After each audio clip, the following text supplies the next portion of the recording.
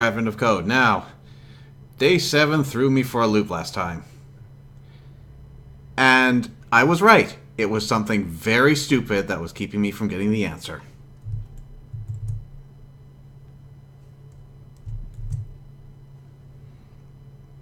So, right here, when we were using this regex, we were getting the end-line character. And because of that, of course, XBDDSI did not equal XBDSSI plus new line character. That's why everything was falling apart. From there, it was pretty straightforward.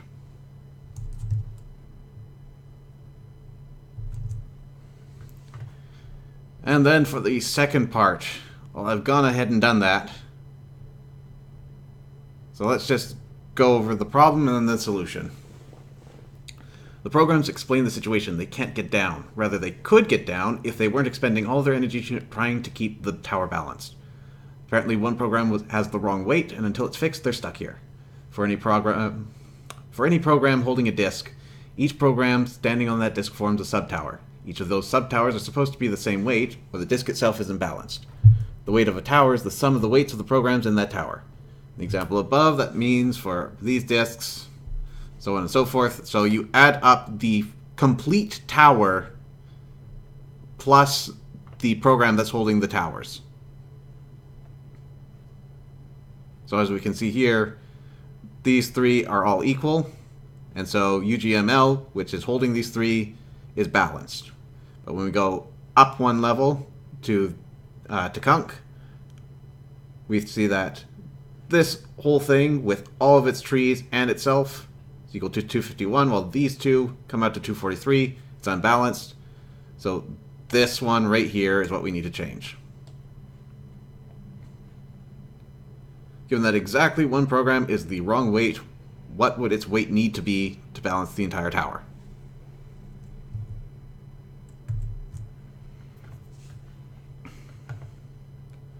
Alright, so it all starts with this right here. So we get a bottom program, and we're going to create a tree out of that. We'll go a little bit more into that, the details later, but in essence, we're taking that entire list of program nodes that we got earlier, and we're actually building the tree out of them. From there, we run a search to find which of these programs is the faulty one.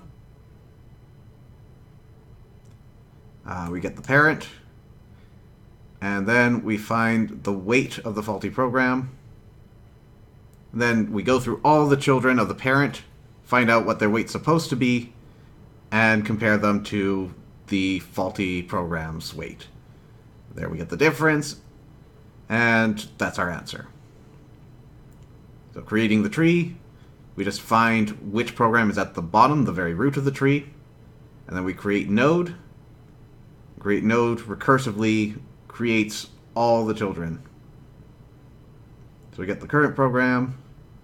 We search the dictionary for all of its children.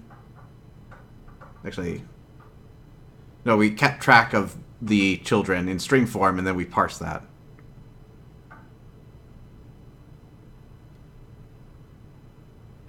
Something like that.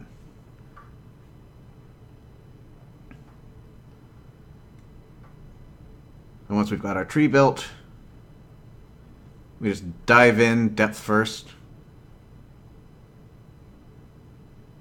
And we try to find how far we can get until we get a mismatch. And that first mismatch tells us everything we need to know. The way I handled this, there is a bug. I'm not sure if there is a way to get around this bug. Thankfully, with our data set, we don't need to worry about it. But if we ever got into an instance where there were exactly two children and one of them was a different weight, we would not be able to tell which one was incorrect. So good thing that didn't come up.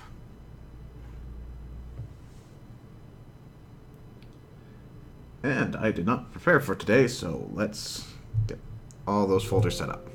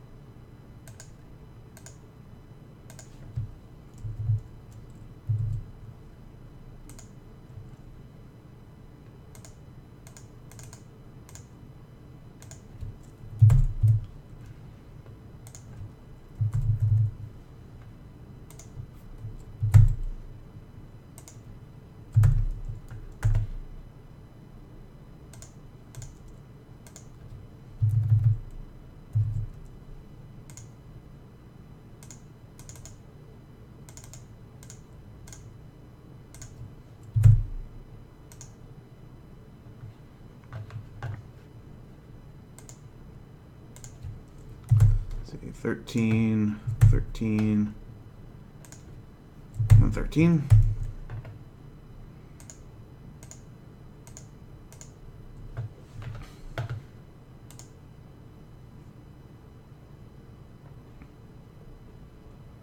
Alright, so let's get into problem 10.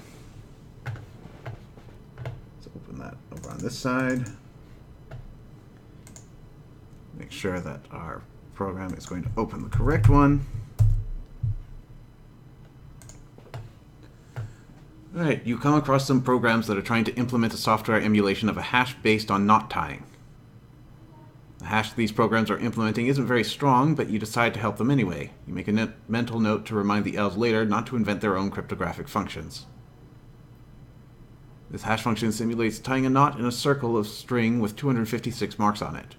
Based on the input to be hashed, the function repeatedly selects a span of string, brings the ends together, and gives the span a half twist to reverse the order of the marks within it. Okay, so we pinch it together, and then we flip this side over. Got it.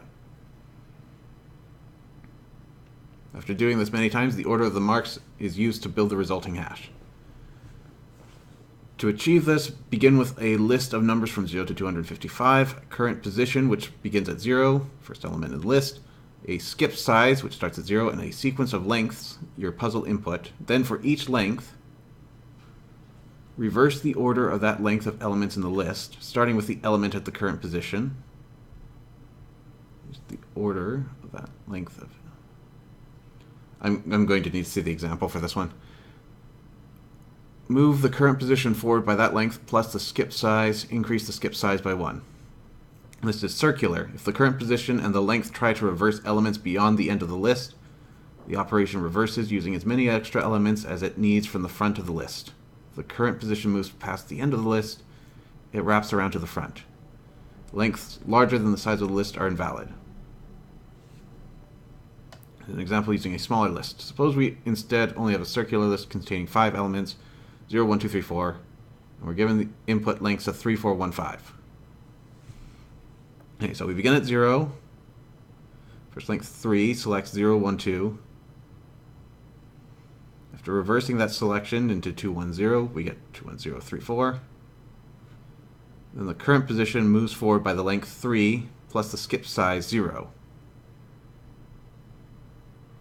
Finally, the skip size increases to 1. Second length 4 selects a section which wraps 2, 1, 0, 3, 4. Sublist 3, 4, 2, 1 is reversed to form 1, 2, 4, 3. The current position moves forward by the length plus the skip size, total of 5, causing it not to move because it wraps around. Skip size increases to 2. Third length selects a sublist of a single element, and so reversing it has no effect. But we do increase the skip length, the skip size. Selects every element starting with the second, reversing the sublist. Finally, the current position moves forward by 8, 3, 4, 2, 1, 0. Skip size increases to 4. In this example, the first 2 numbers in the list end up being 3 and 4. To check this process, you can multiply them together to produce 12. However, you should instead use the standard list size of 256 with values 0 to 255 and the sequence of lengths in your puzzle input. Once this process is complete, what's the result of multiplying the first 2 numbers in the list? Okay, thankfully this is mercifully short.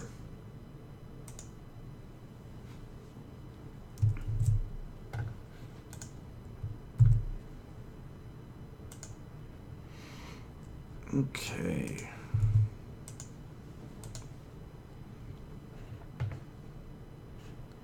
So first of all, looking at our input, they're all commas, no spaces.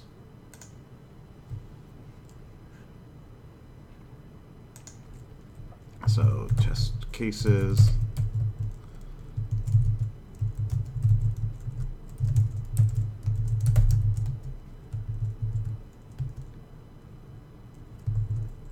Zero, 1, 2, 3, 4.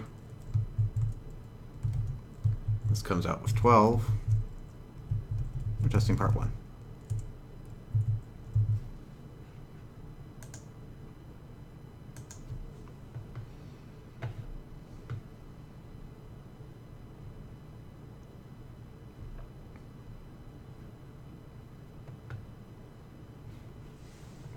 Okay, so what are we going to need here? We're going to need an array of size 256. And we'll need to populate that. We're going to need to keep track of our current index, because that's going to be jumping around a lot.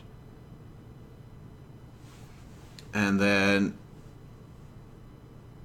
we also have a skip size that we need to keep track of.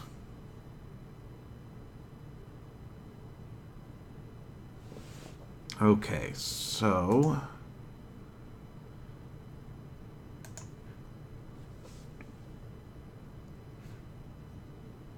and we also need to remember that this is circular.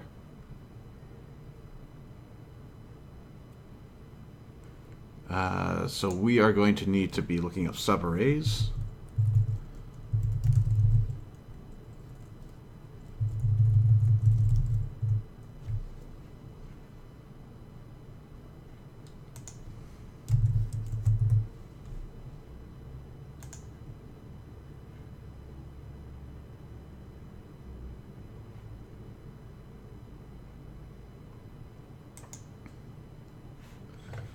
Okay, so we are going to need, what are we calling this?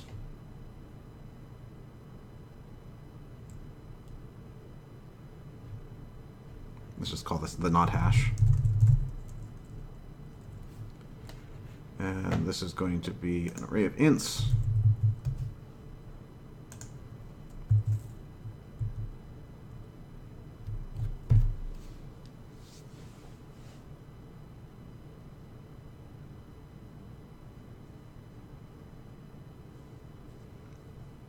Hold on, this test case isn't going to work out. Because we're going to need 2 inputs here.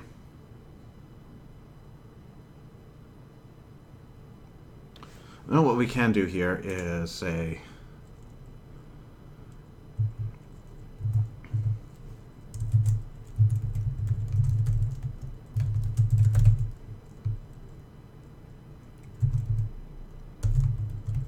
size 5. And then we're going to give it the size 3, 4.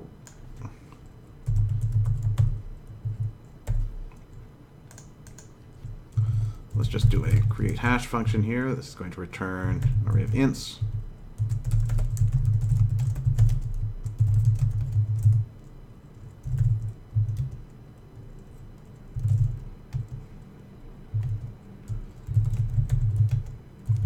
Int of size.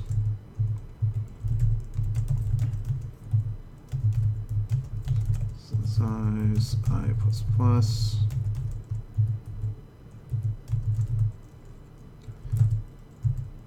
Hash I equals I.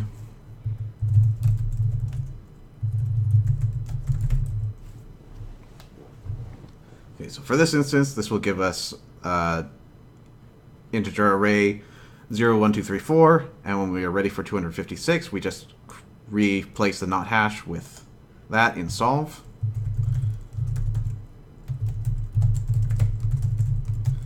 For 256.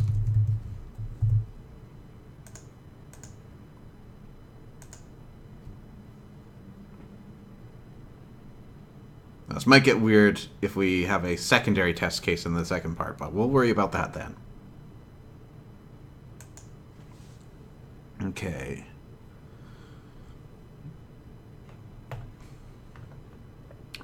So next, what else do we need here?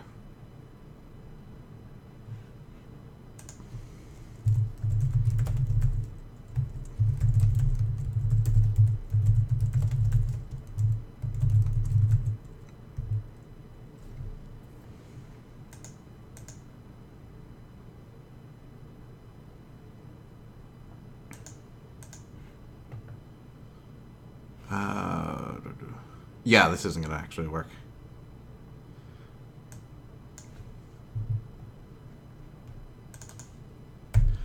This test case is going to be temporary, and we're going to have to kill it when we're ready to run the actual solution.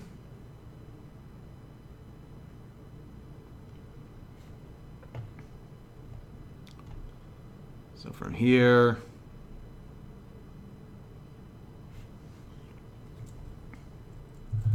I'm just going to tie knots based on the input. Oh, we're going to translate that input first.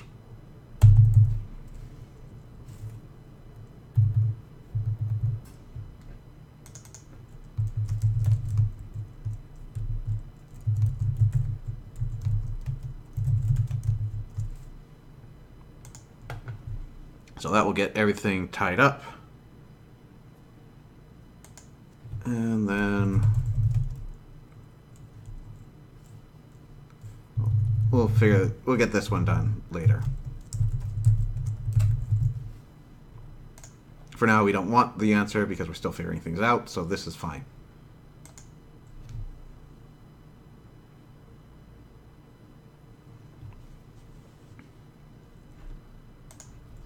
Alright, so we need to tie knots.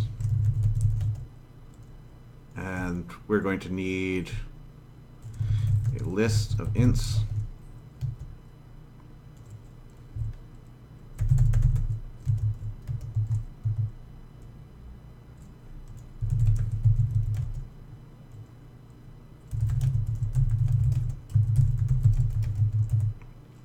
Okay, and then we are going to need to reverse length, move length, and then skip size plus plus. Doesn't need to be its own function there. In fact, this doesn't need to be its own function either. It's pretty straightforward. So current index equal length plus skip size.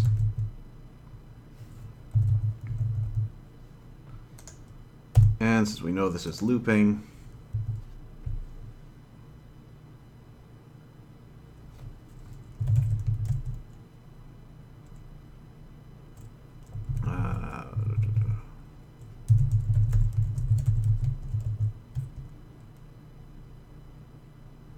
there are no negative lengths, right? That'd be silly. Yeah, we're good. Index is greater than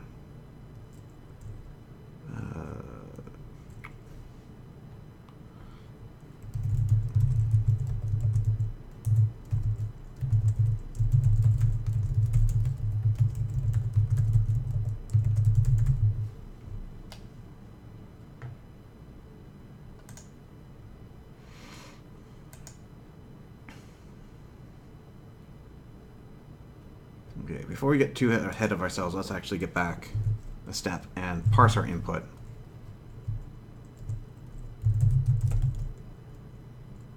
This should be a list of ints.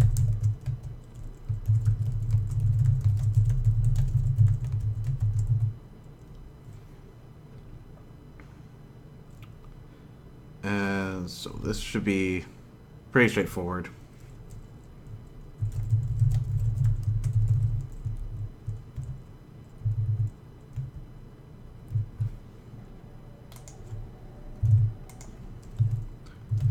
Input dot split.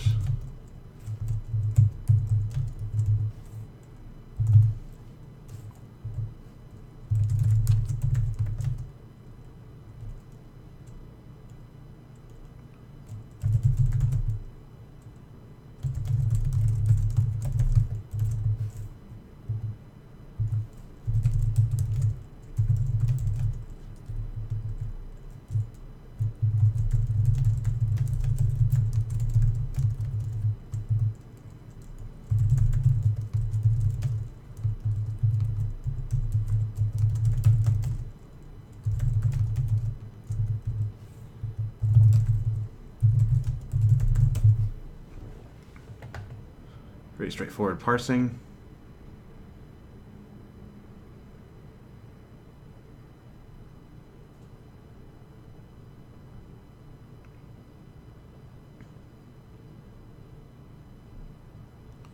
So the main crux here is reverse.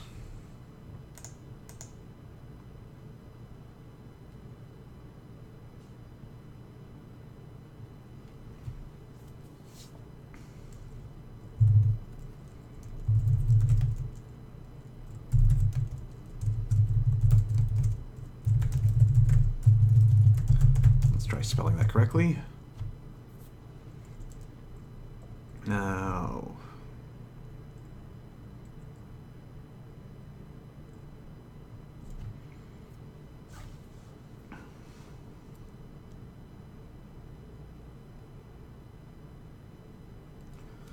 so there's two cases here. One where the entire length is contained within the size of the array, and one where we have to loop around.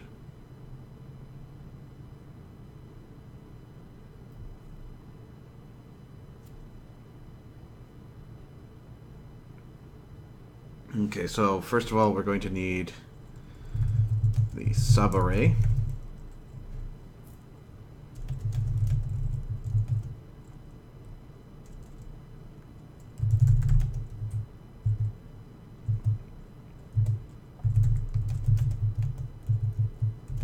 Equals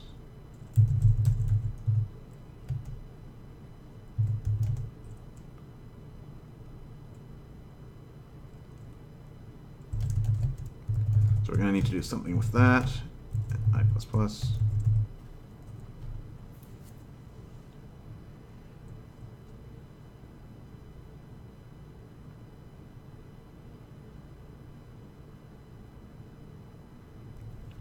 Oh, okay, yeah, let's just do this.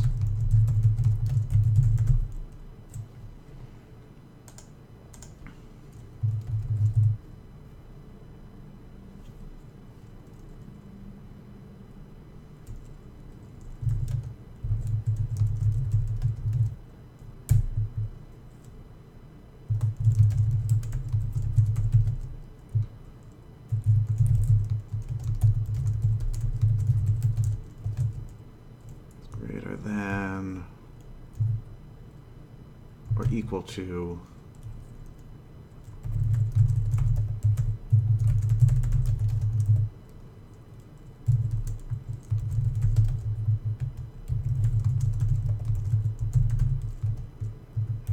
I might want to extract that pretty soon into its own function.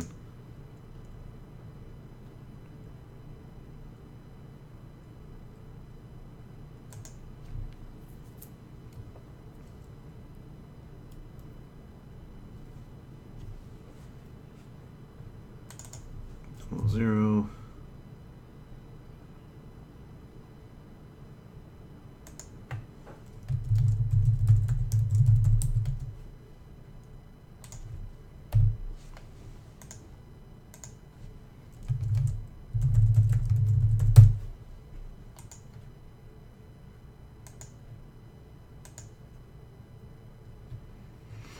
Okay, so that's the next index that we're going to check. Array I equals dot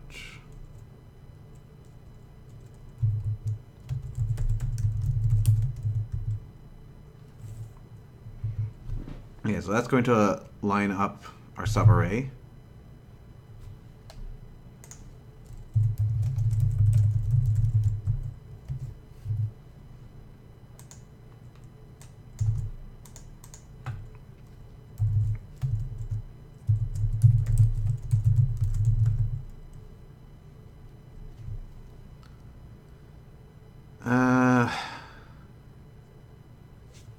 Yeah, okay, so int. Now we could do a replacement algorithm here and just start swapping things around, but I figure this is probably going to be a bit quicker.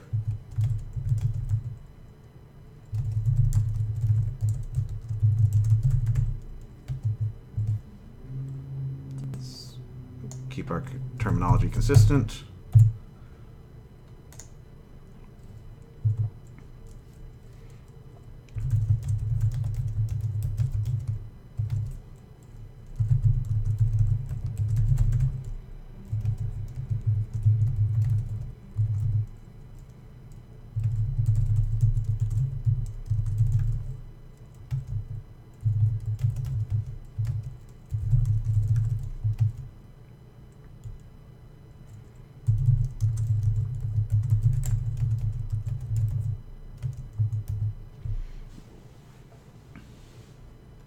So if we've got the 5 length, then this is going to take us from 0, 1, 2, 3, 4. And that's 5, 4, 0, 4. And this is going to go up to 4, which gives us to 0. Okay, good.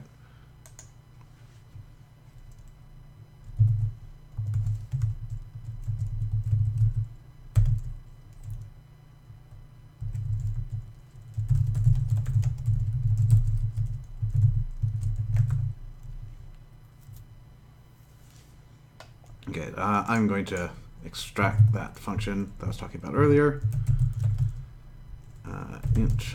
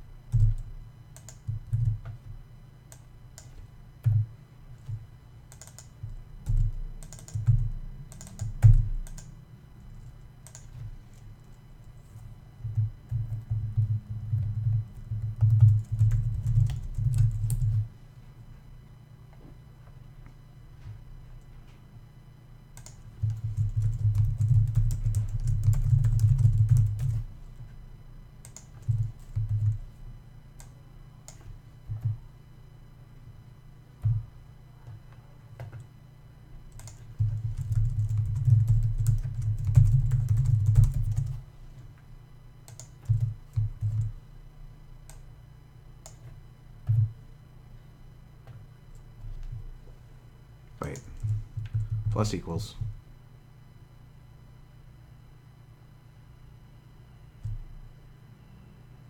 Right, okay. So instead we want that.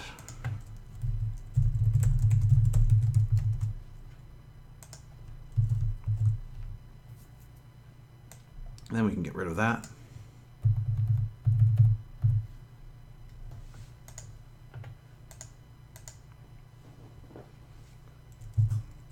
And then one more loop.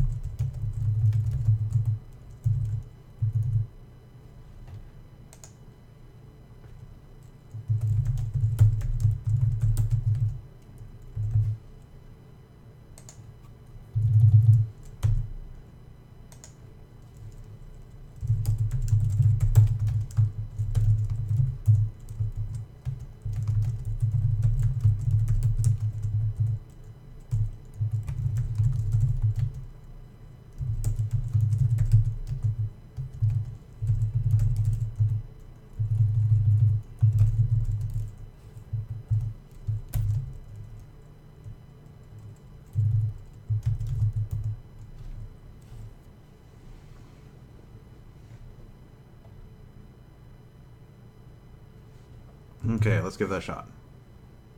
Oh, before we do that, we need to return. That's going to be not hash 0 times not hash 1. And are we properly initializing that? Yes. What are you complaining about? Int string.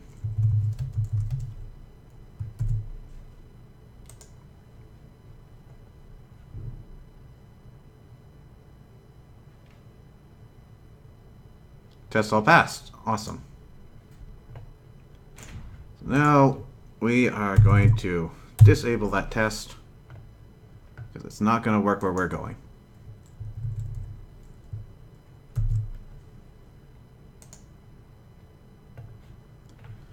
38628.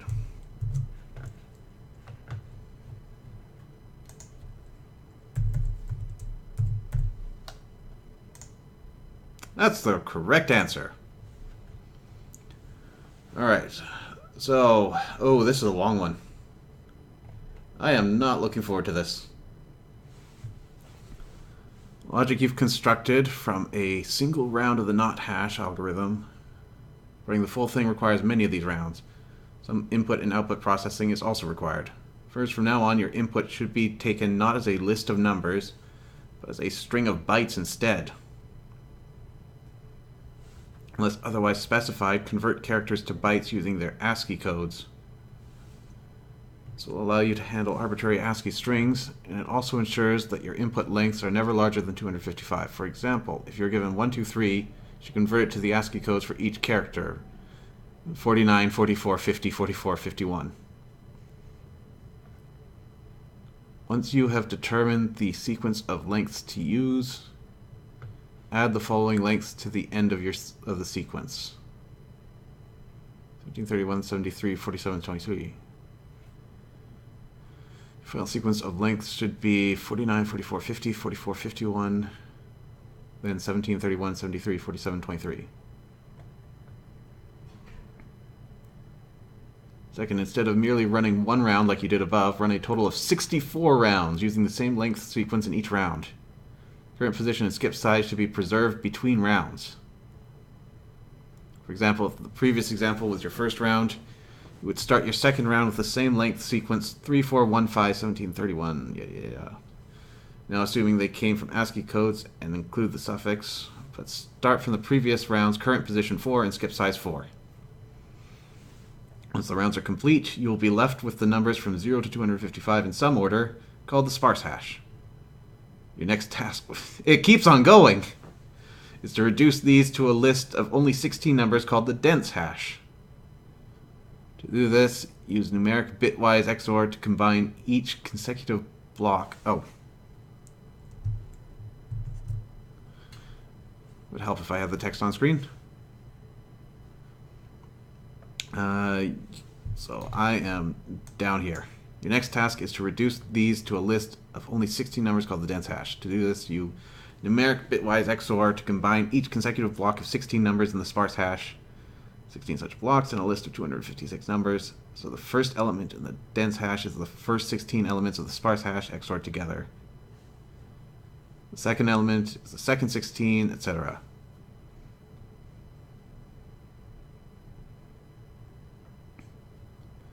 Perform it on each of the blocks to get your dense hash. And there's more! Finally, the standard way to represent a NOT hash is as a single hexadecimal string. The final output is the dense hash in hexadecimal notation. Because each number in your dense hash will be between 0 and 255 inclusive, always represent each number as 2 hexadecimal digits, including a leading 0 as necessary. So if your first 3 numbers are 64, 7, 255, they correspond to the hexadecimal numbers 40, 07, FF. So the first 6 characters of the hash would be 40, 07, FF. Because every NOT hash is 16 such numbers, the hexadecimal representation is always 32 hexadecimal digits, 0 to F long. Here are some example hashes. Treating your puzzle input as a string of ASCII characters, what is the NOT hash of your puzzle input? Ignore any leading or trailing white space you might encounter. What devilry is this?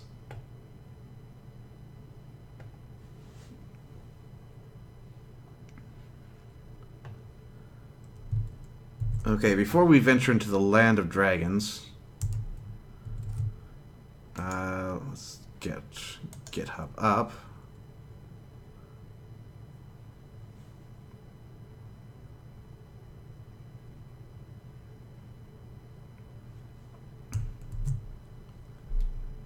First of all, we are going to save our prep.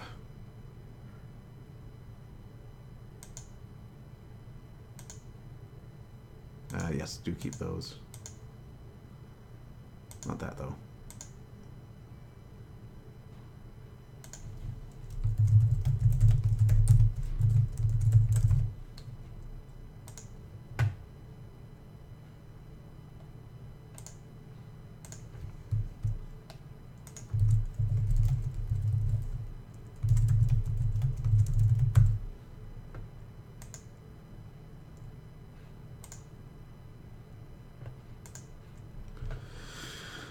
Okay, one step at a time.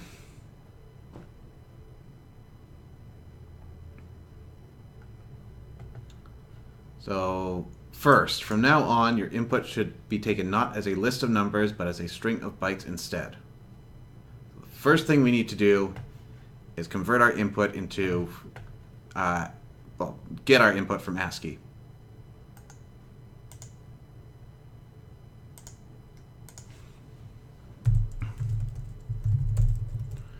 Character ASCII.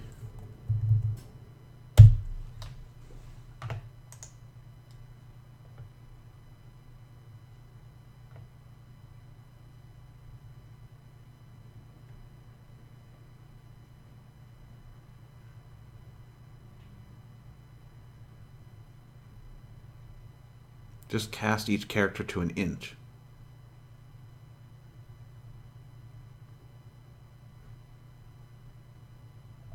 That works.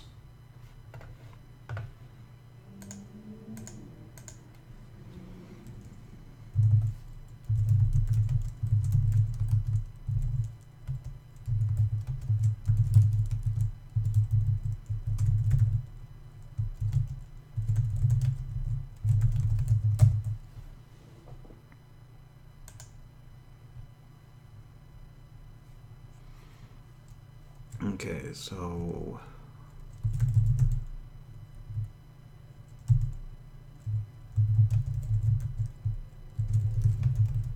equals input dot to char array.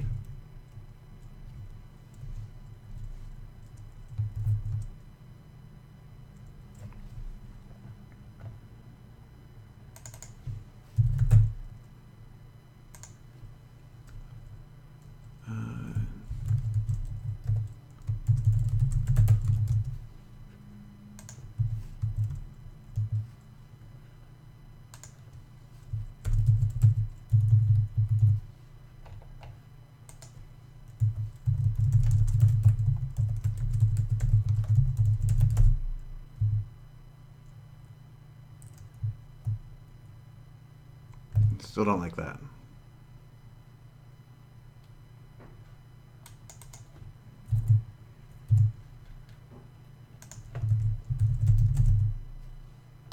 There you are. So that should get us the byte values. Wait, what am I doing? I'm getting ahead of myself here. I just need a char array. Let's not make things complicated. Though I want to do that.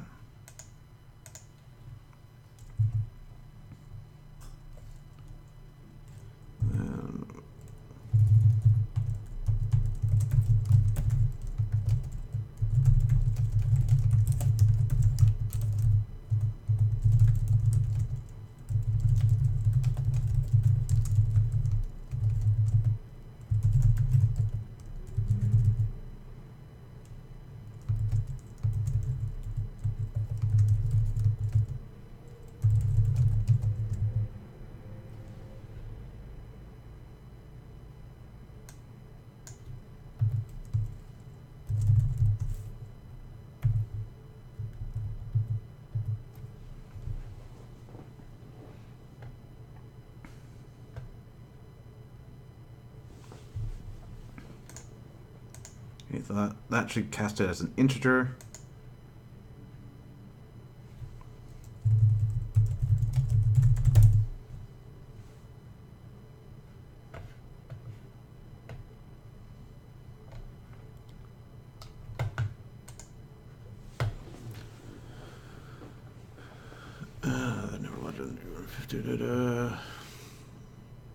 Once you have determined the sequence of lengths to use, add the following lengths to the end of the sequence. Okay.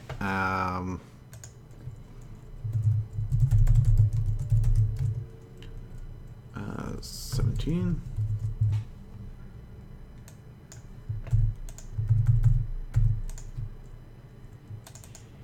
31. 73. 47. and 23.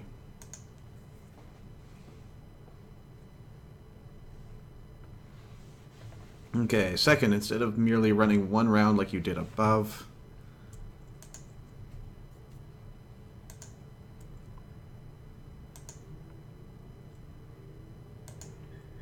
so switch on part, case 1.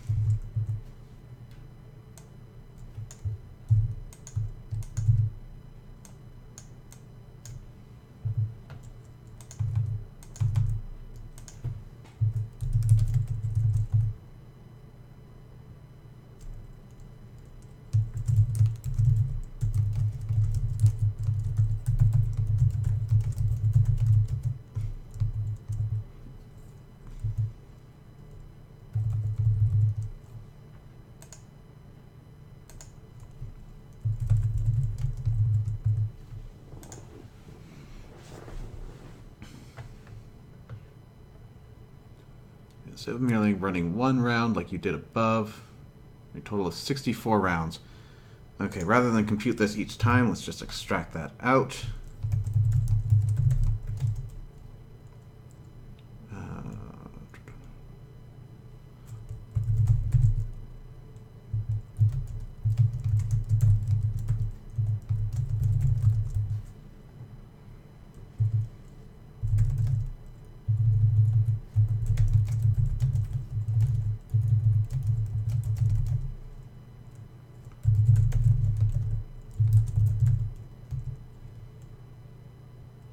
No, I is less than 64, hard number.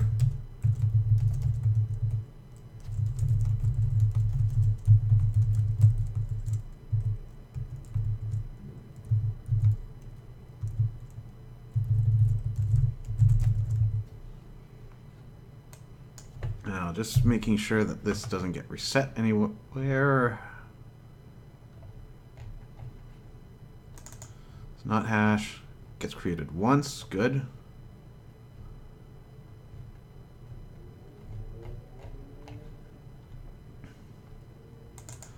Index. It doesn't get started at 0. So where do we get 0 from?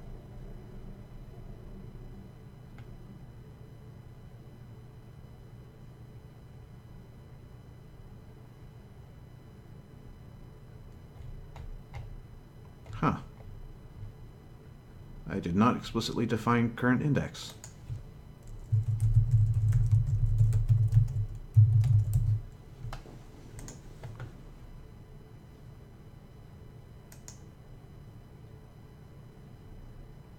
Glad that worked out for me this time. Hello, Kyle Cooper. Welcome to the stream.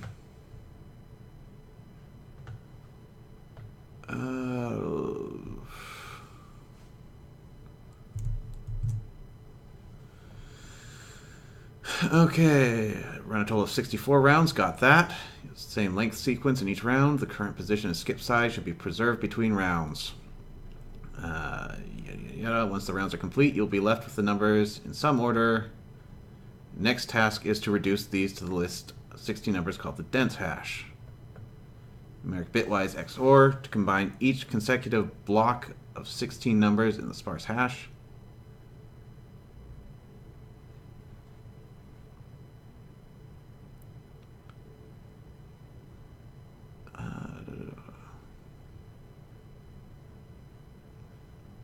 Bitwise XOR to combine each consecutive.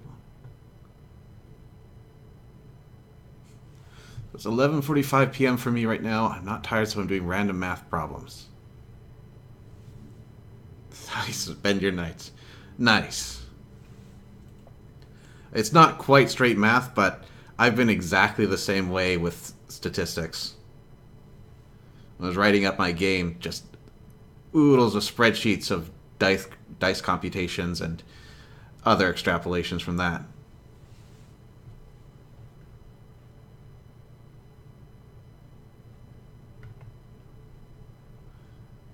There's no shame in being a nerd.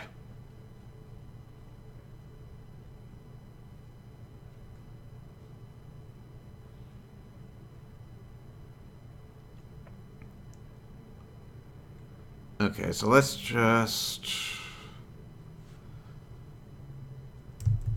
let's call that its own function.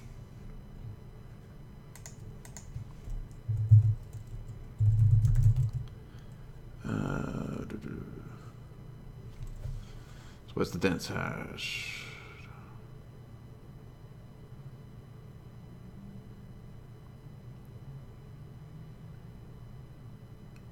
Okay, so this is going to come out as a string.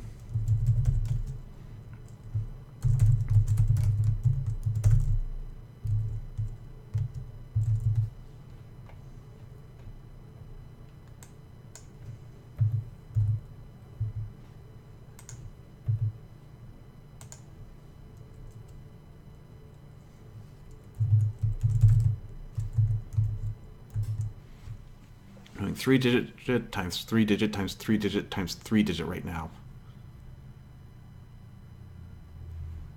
Using random number generator.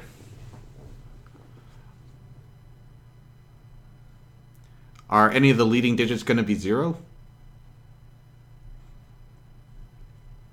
Regardless, I'm impressed.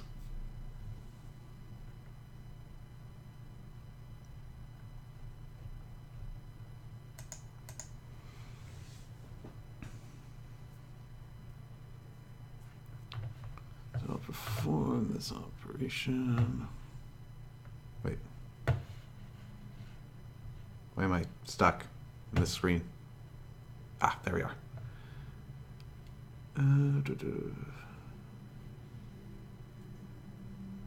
It's a decimal string.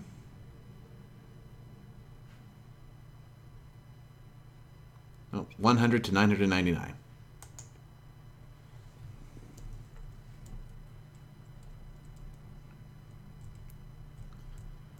Okay, so we are going to need to get the X in C sharp.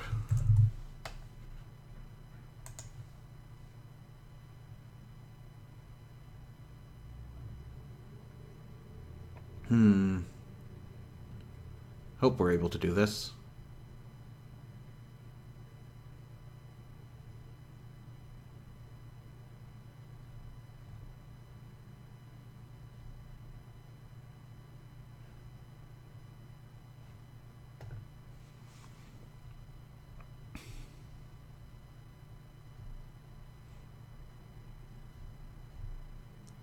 Yeah, this all looks like it's going to be a pain. I'll write my own.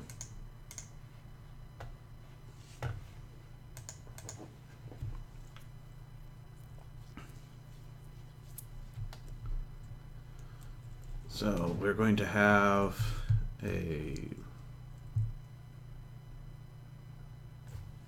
Surrounds are complete. Next task is to reduce these to a list of only 16 numbers called the dense hash.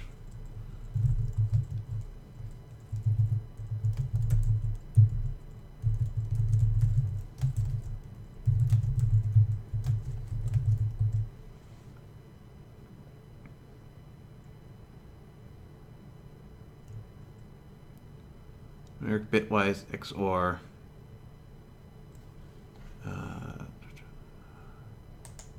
Do need that.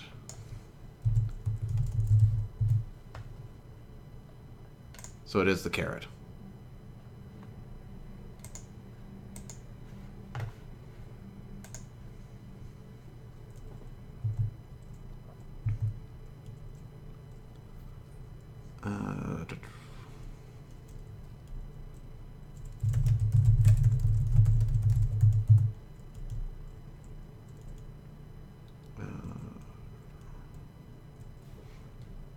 And before we start getting into that, let's just make the loop.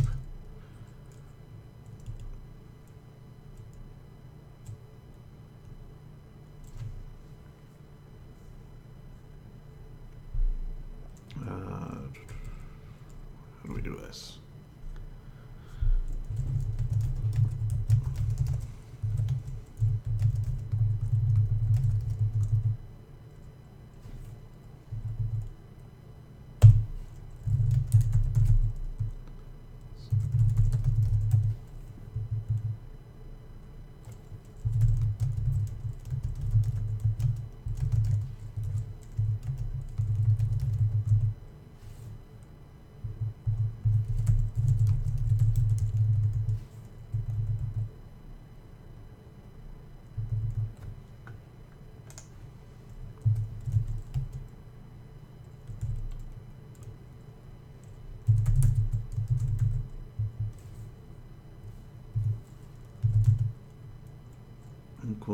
equals not hash.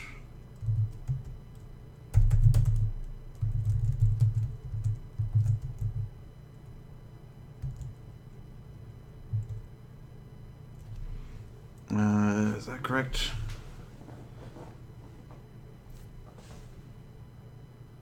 No, it's not. It should be times.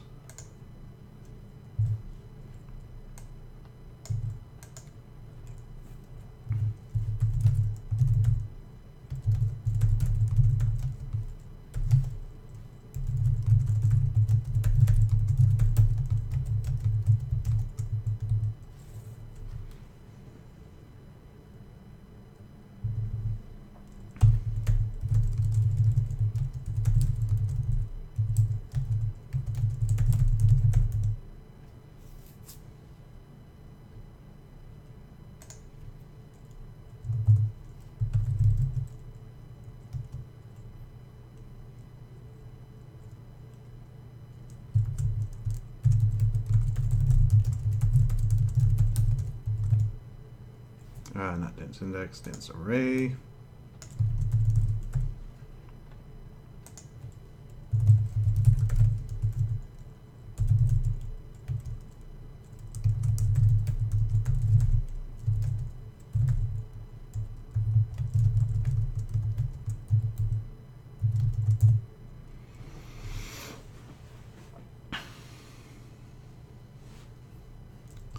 Int tens equals, oops, string result equals the empty string for each item in array.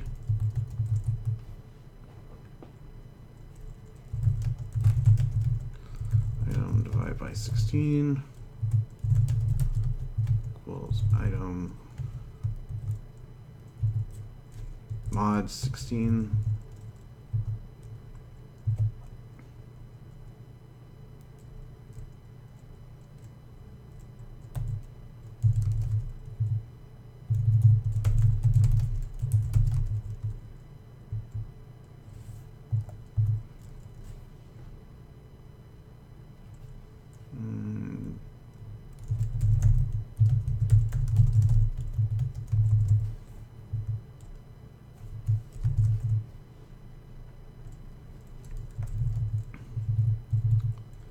Case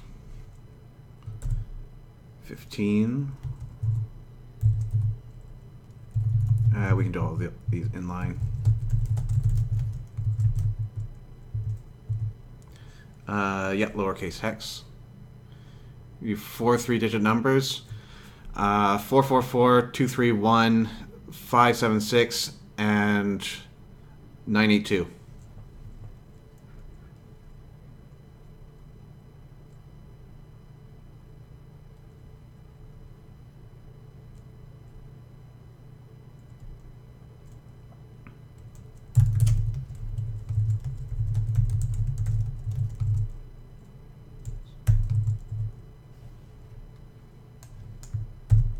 Thirteen, 12, 11, 10, and then default.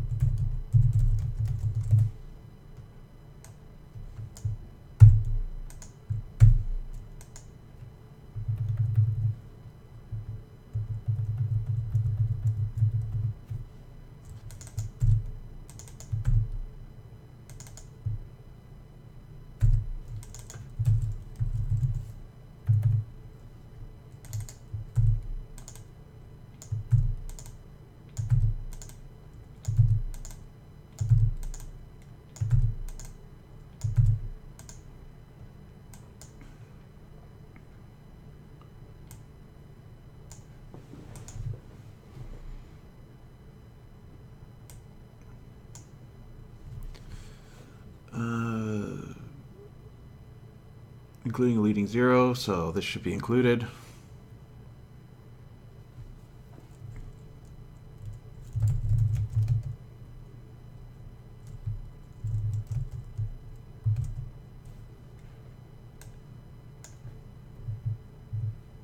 Oh wait, string result.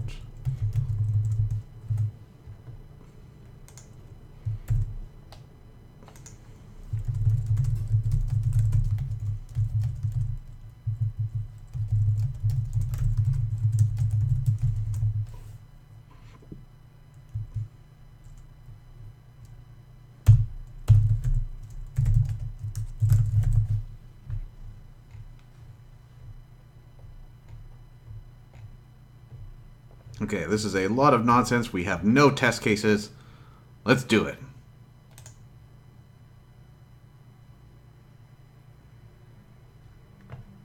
That is exceedingly fast. That's because I did not switch the version. The part.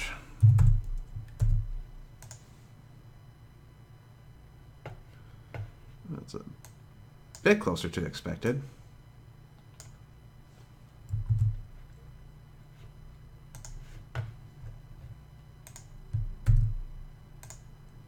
It's not the right answer.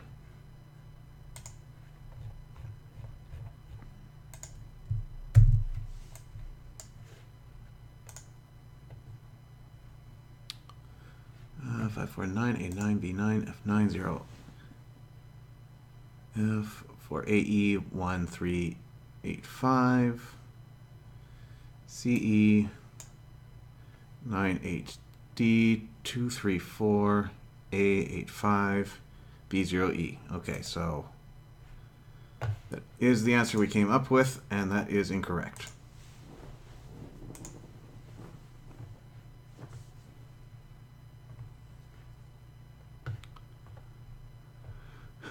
So let's go over this one more time and see what's going on. Okay, your input should be taken not as a list of numbers, but as a string of bytes.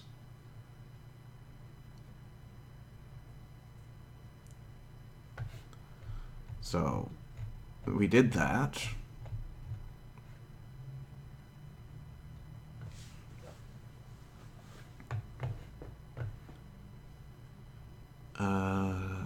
Once you have determined the sequence of lengths, add 17, 31, 73, 47, 23.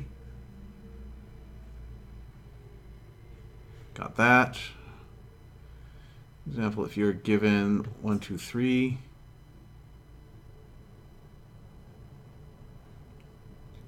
Second, instead of merely running one round like you did above, run a total of 64 rounds. Yeah, we got that.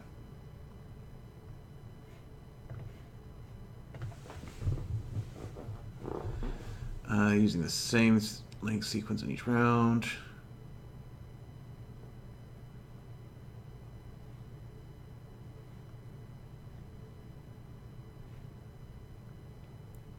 Once the rounds are complete, you'll be left with the numbers from 0 to 255 in some order, called the sparse hash. Make it into the dense hash, XOR them, and come up with that.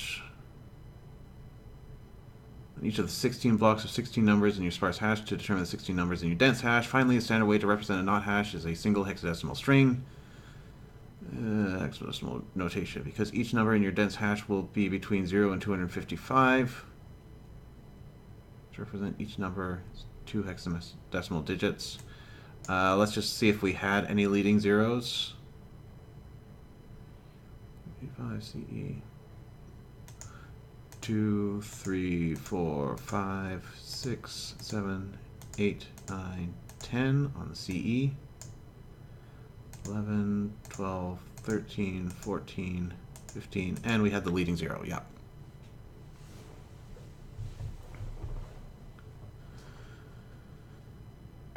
Okay. So now it's time to debug. We did plan out each of the steps. At least one of these steps is wrong.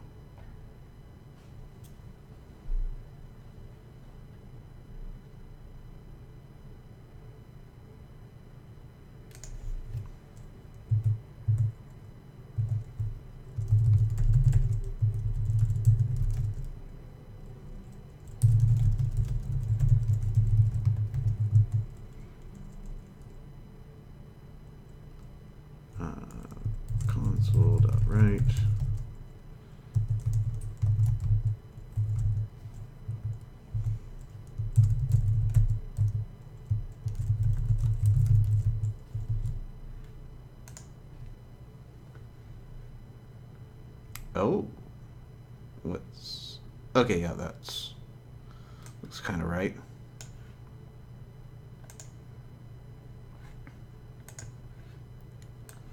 See, 1, 3, 0, comma, 1, 2, 6, comma, 1, comma, 1, 1, comma, 1, 4, 0, comma, 2, comma, 255, comma, 207, comma, 18, comma, 254, comma, 246, comma, 164, comma, 29, comma, 104, comma, 0, comma, 224.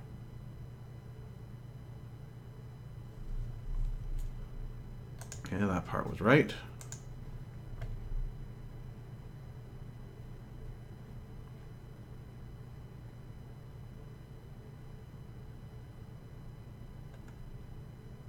Oh, hello. I put this in the wrong one.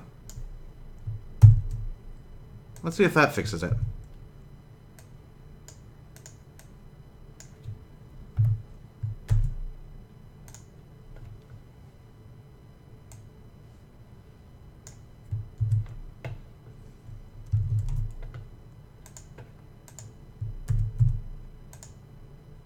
Still not the right answer.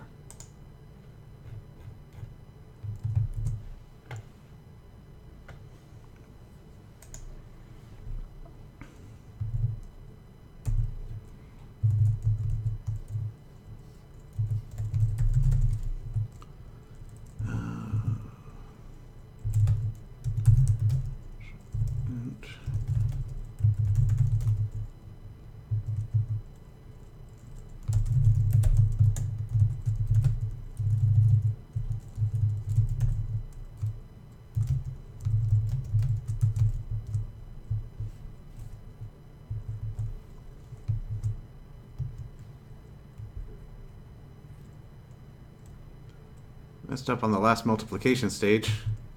I know that feeling. I know it all too well.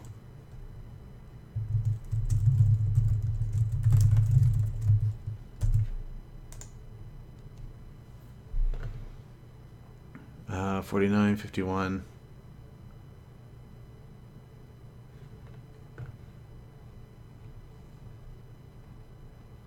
Does that look about right?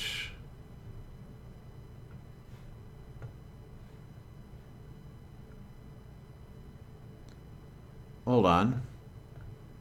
Oh, right, because we have these. So if 49 is 1, then 51 is 3, 48 is 0, 44 is our comma, 49, 50, 54, 44. Yeah, that looks all good. And then 17, 31, 73, 47, 23. That's the correct numbers, right? 17, 31, 73, 47, 23.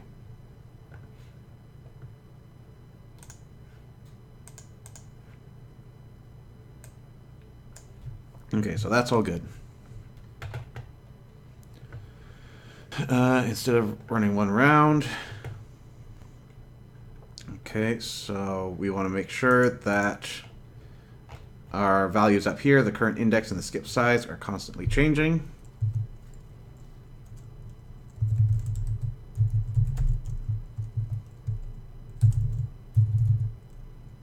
Console.writeLine.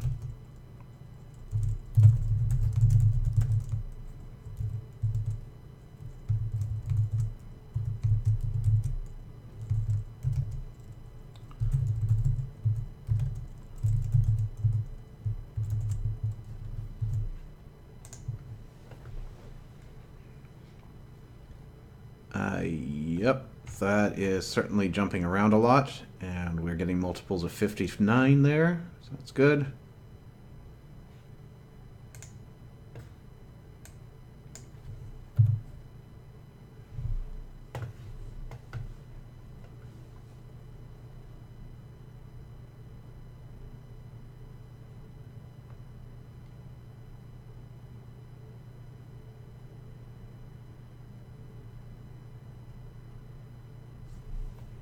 Okay, next we have to make the sparse hash.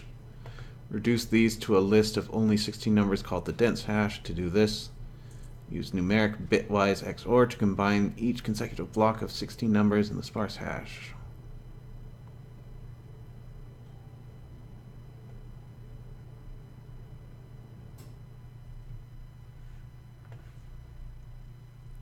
Hmm.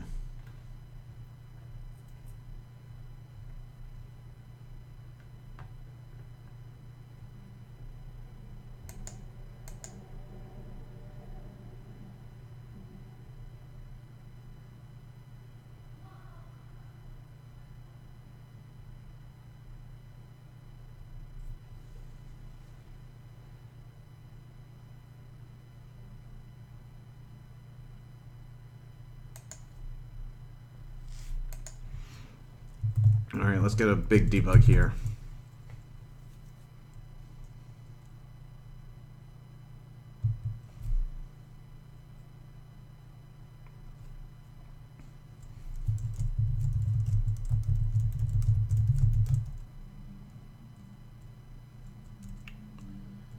Does...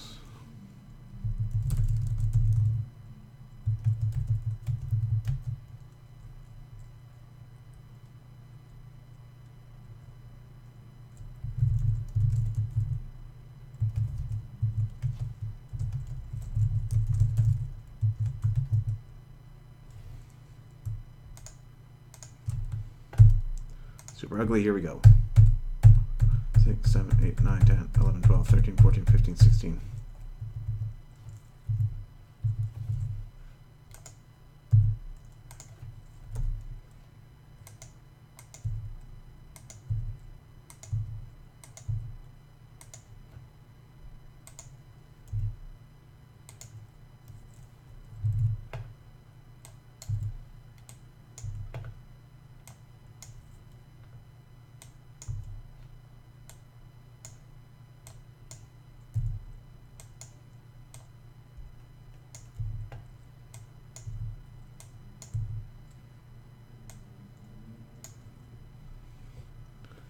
Cannot be applied to operands of type bool and int.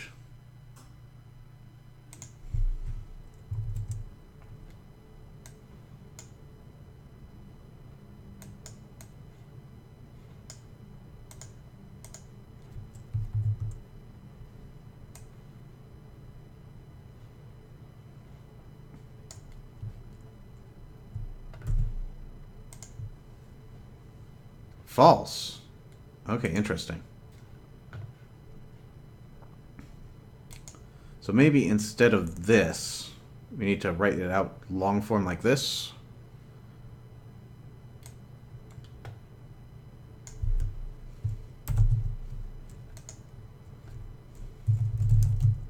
No, no force.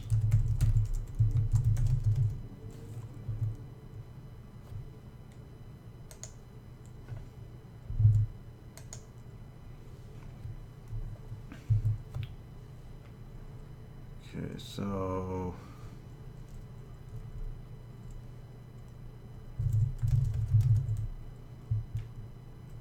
equals dense index.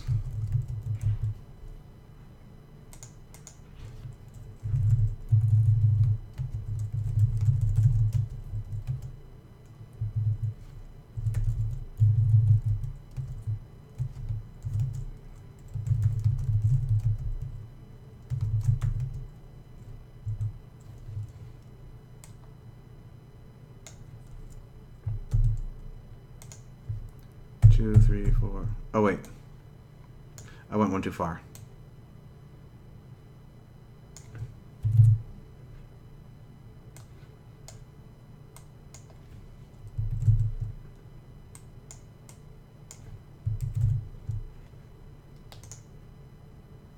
True, okay. Save myself a bit of sanity there.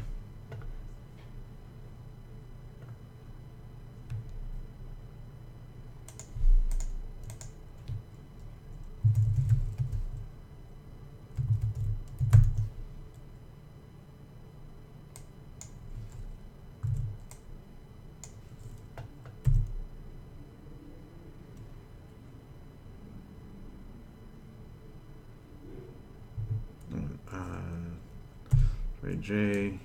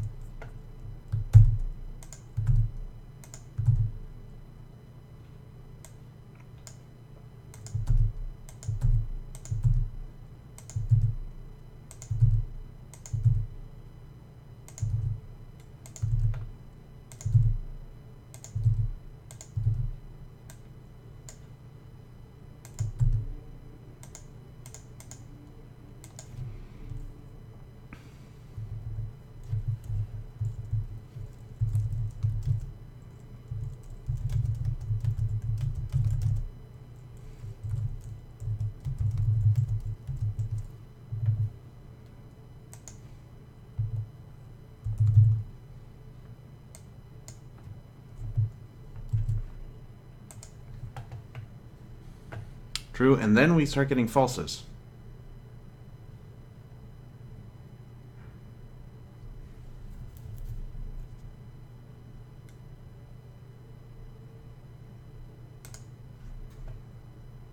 Okay, good to know.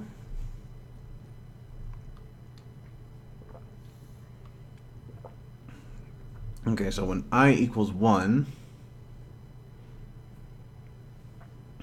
then we're going to get the dense index, which is 1.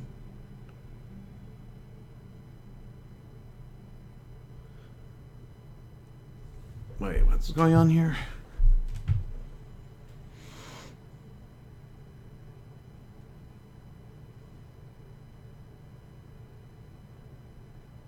Okay, I don't think maybe this makes sense.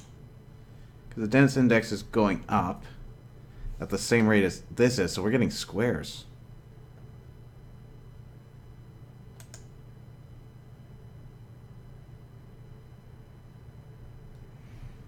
Are we?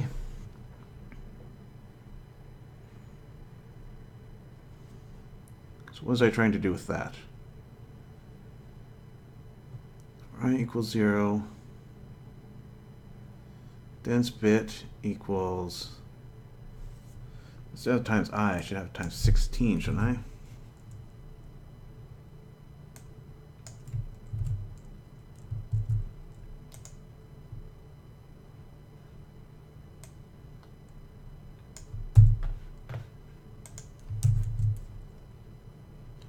One day in PE, we did a relaxation meditation thing during soul testing season.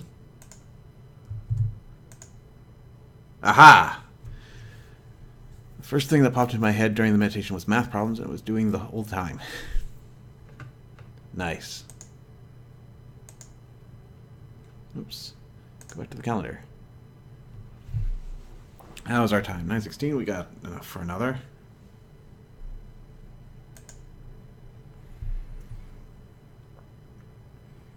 Yeah, some people just... It takes all kinds. I think it's good that you're able to relax with math. Because, frankly, some people become terrified when they encounter it. That's not the reaction we need. Anyways, crossing the bridge. You've barely reached the other side of the stream. Actually, before I do that, let's tie this all up nice and neatly. Day 10.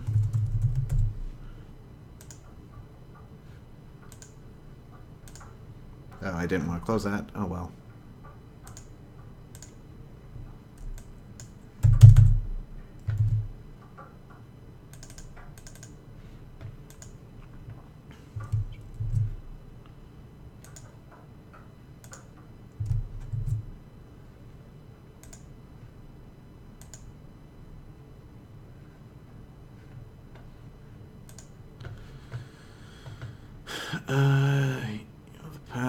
Crossing the bridge, you've barely reached the other side of the stream when a program comes up to you, clearly in distress. "It's my child process," she says. "He's gotten lost in an infinite grid." Fortunately for her, you have plenty of experience with infinite grids. Unfortunately for you, it's a hex grid. The hexagons Hexes in this grid are aligned such that adjacent hexes can be found in the north, northeast, southeast, south, southwest, and northeast. The path the child process took, starting where he started, you need to determine the fewest number of steps required to reach him. Step means to move from the hex you are in to any adjacent hex. It's 3 steps away. And all that fun stuff. Begin, get your puzzle input. What's the actual question? You determine the fewest steps, okay. That's a lot of steps.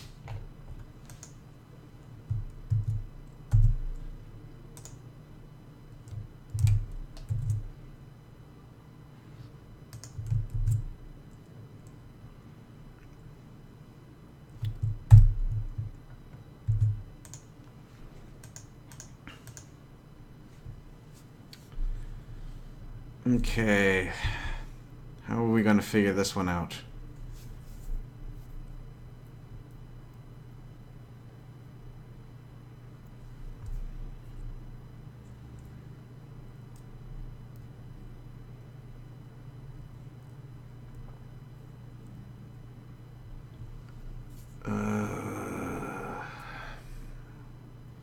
So the first thing that comes to mind is some very complex tree structure, but that sounds like it would be an absolute nightmare to build.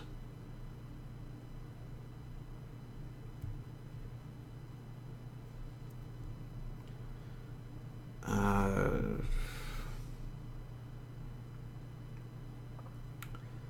what we could do is trick out a two-dimensional array in such a way that it acts like a hex.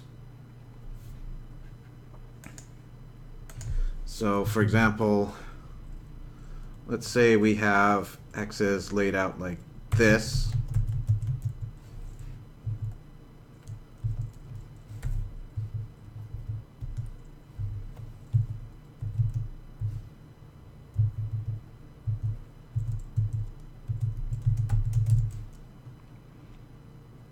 So we could just say these fields are worthless.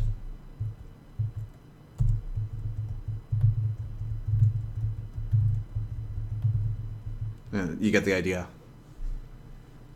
And then we do some special math to figure out how these are all connected. Is this the best way to go about it? Well, is there anything else I can think of?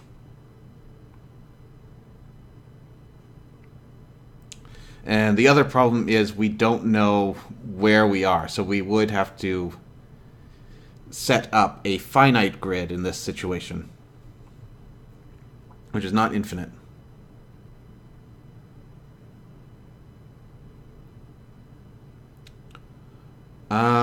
Actually, could we add up all the instructions and just negate the ones we're not using?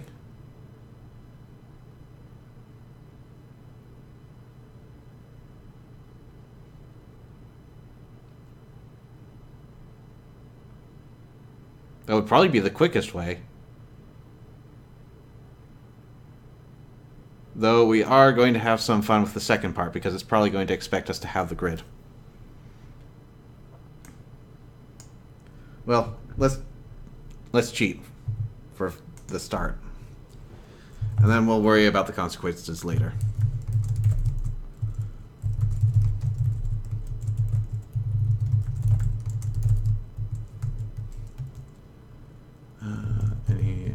Any.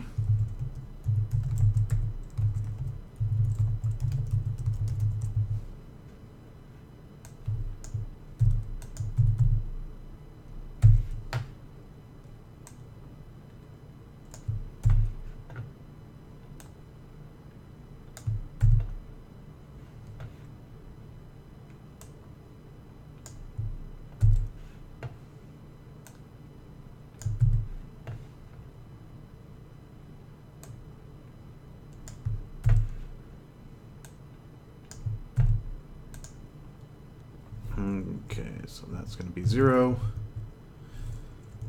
2, 3.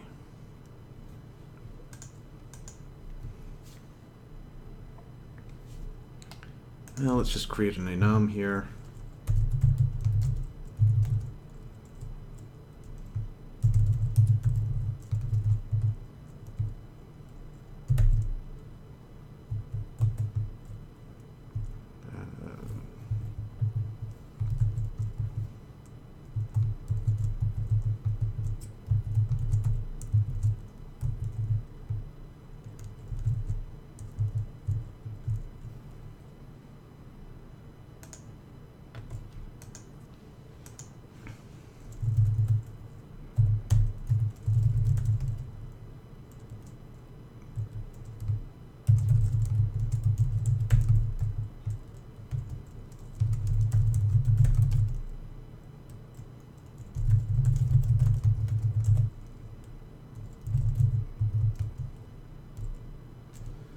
What's the input look like? Comma separated.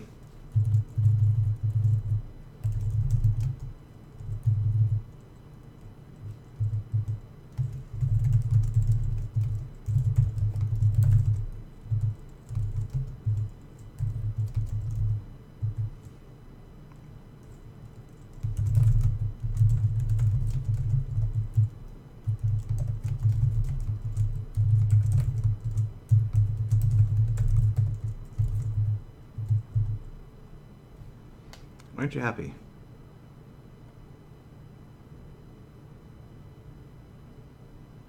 One type arguments. Oh, well, first of all, I need to name it. There it is. Thanks, Nethercleft, and welcome to the stream. So where was I going with this?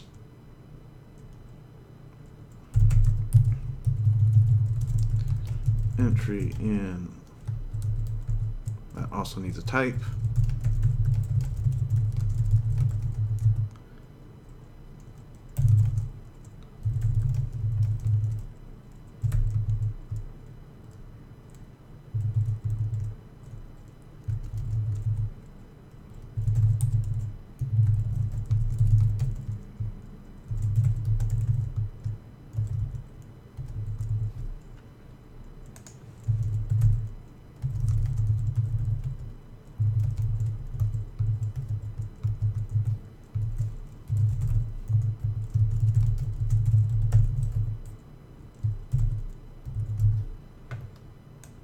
So we go.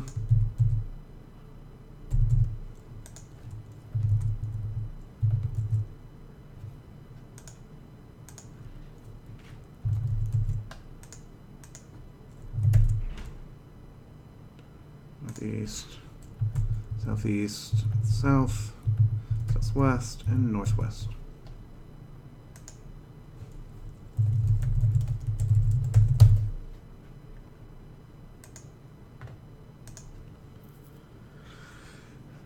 Okay, so we're going to have a list of directions. So for this one, we're just going to return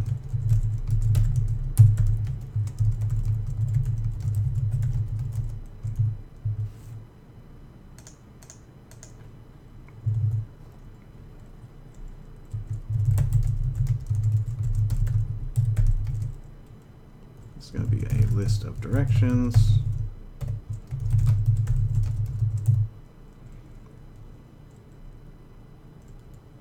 Okay, so we're going to need NESW distance.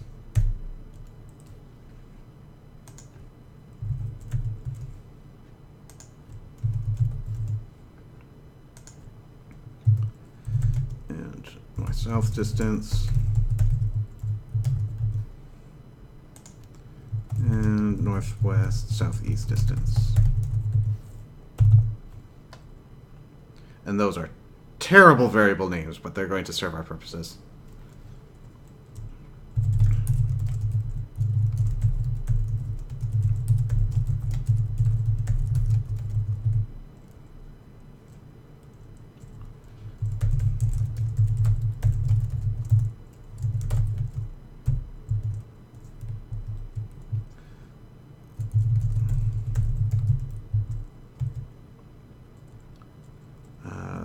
want NS distance.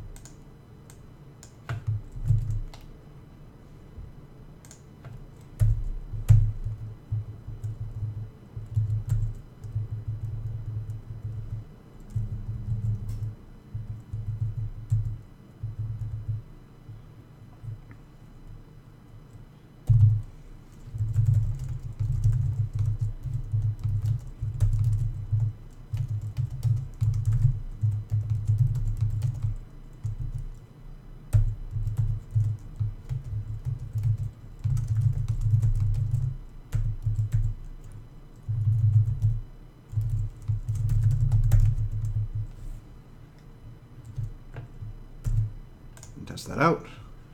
Build errors. Missing a semicolon.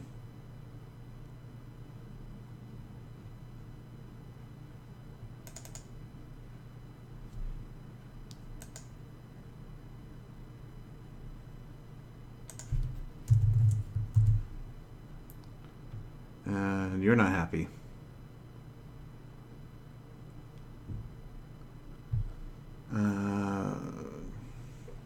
Oh.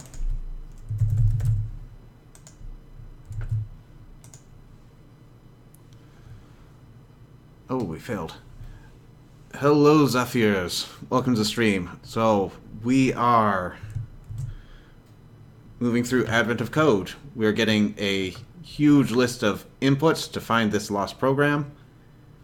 And we're right now trying to figure out how far away it is.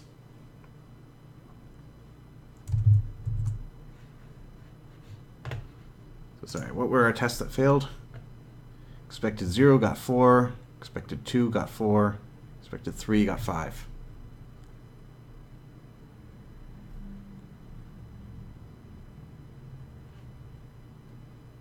Did you need to subtract? Yes, I did. These are all additions. So we're going to say the norths are positive and the souths are negative.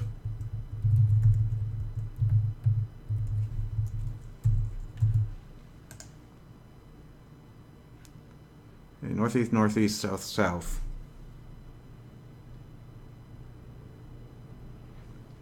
Okay, so we do need a little bit more than what we've got going on here.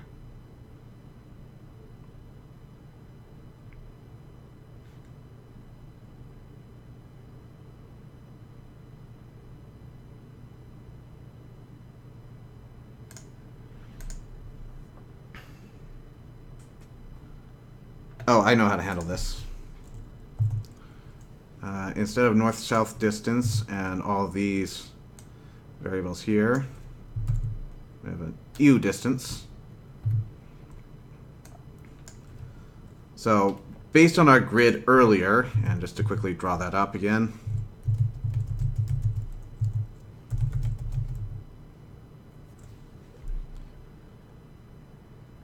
and then let's say AP. Oh.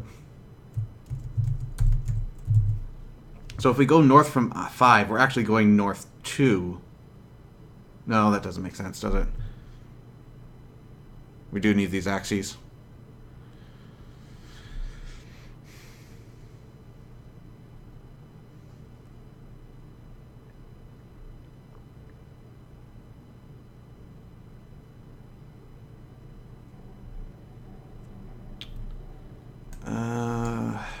But we do have to acknowledge that these easts and wests are canceling each other out.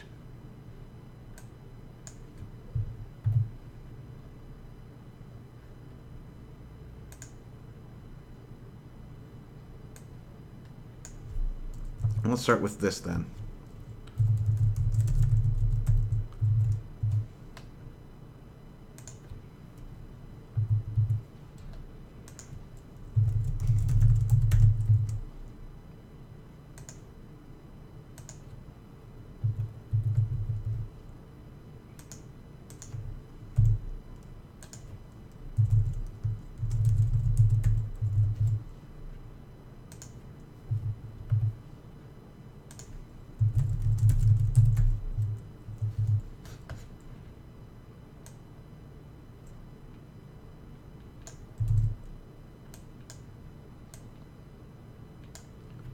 convinced this is going to solve it.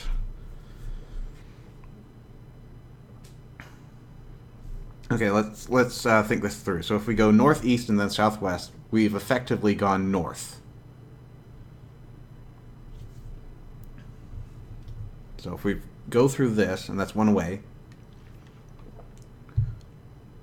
I'm sorry, not northeast, north, southwest, northeast, northwest. So north-south distance.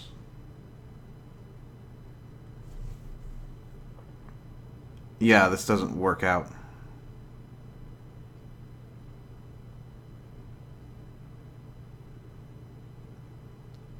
I could arbitrarily say these are 2. Even then, things get weird. Because we have to start... Yeah, we can't just arbitrarily say this is north. Going north is 2, because if we say we go north once, then we are 2 distance away. But if we go northeast once, then we're... actually still 2 distance away. I still feel like the math is going to get weird, though.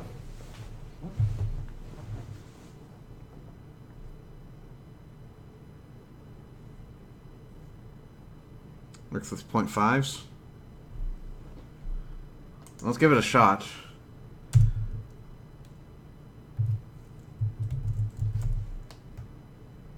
No.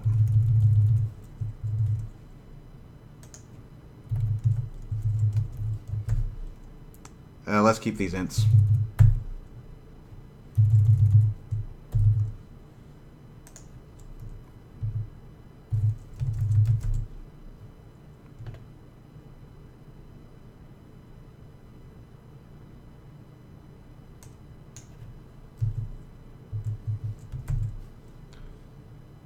Yeah, and so we do this.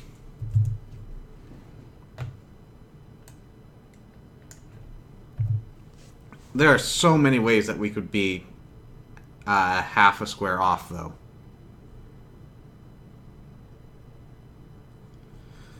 Well, no harm in trying it.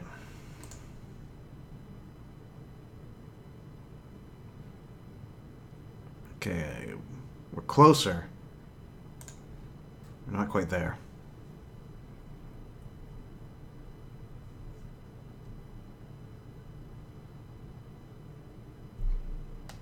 Was it off by 1 both times? So we could always seal.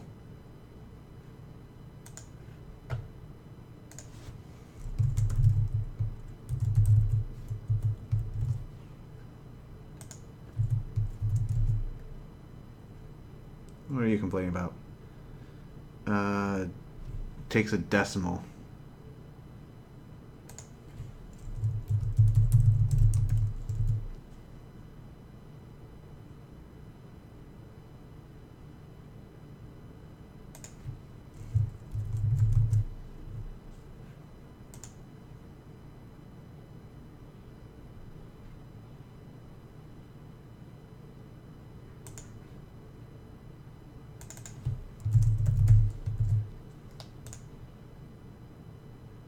Yeah, okay, so this is not what we're needing here.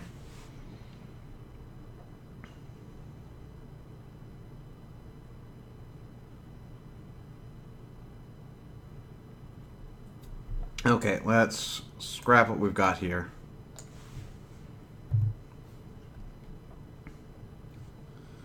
So, if we go northeast plus northwest, we actually get north.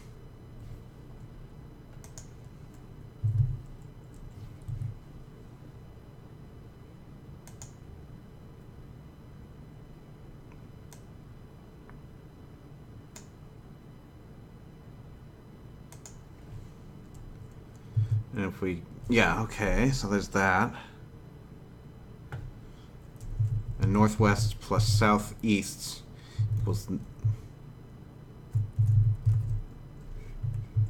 nothing.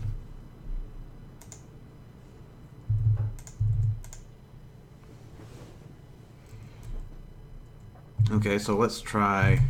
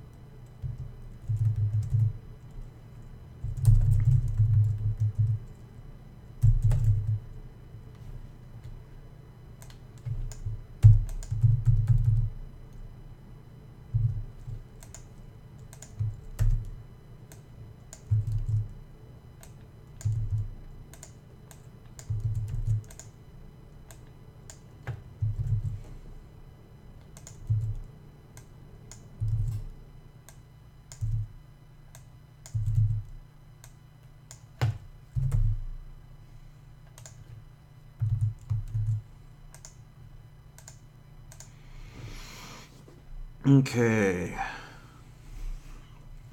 So next, let's negate these.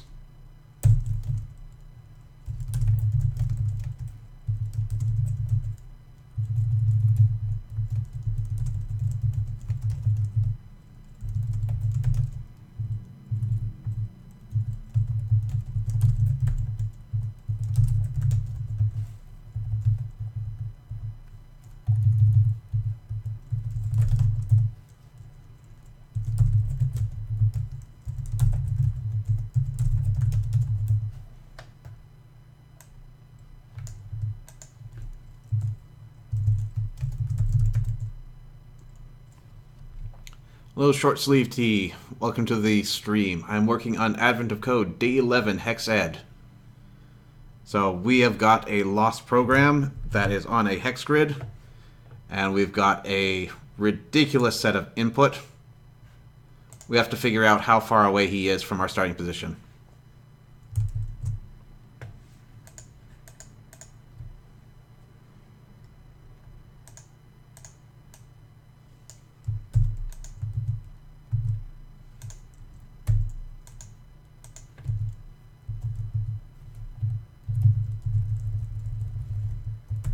This is ending up being a lot of work. I'm just gonna absolutely love it when part 2 makes us do everything all over again.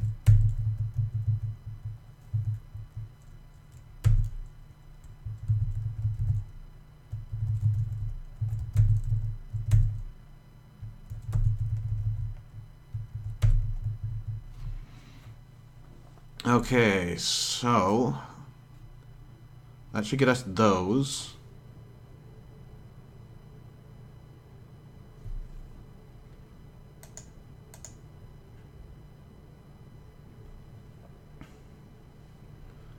Gate opposites.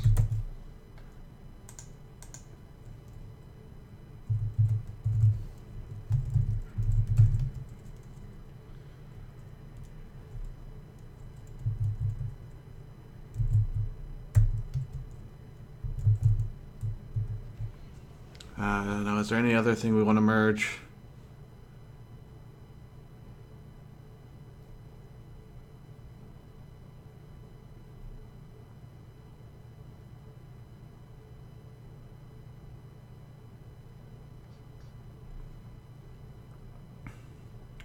So right now we're only going to have 3 variables to work with. And that's our north-southness, our northeast-southwestness, and our northwest-southeastness.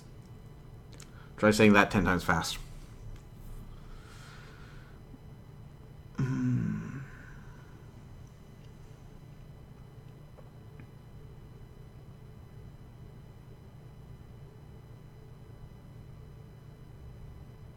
Actually, we probably could have just bundled these in together up here. Let's worry about that later. So it is true that northeast plus northwest equals north.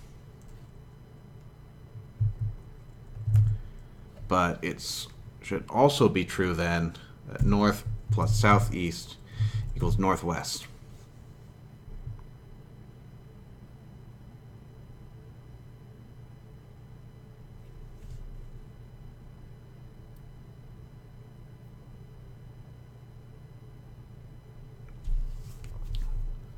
So how do we boil these all down?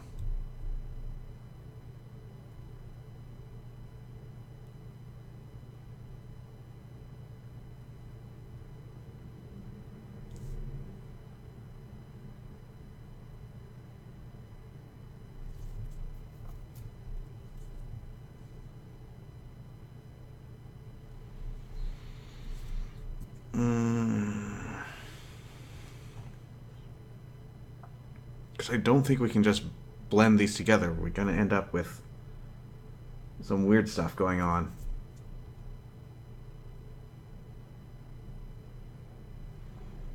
If we, let's say we get northeast and southeast going. So it would be north, northeast, southeast. Wait, north plus southeast equals northeast.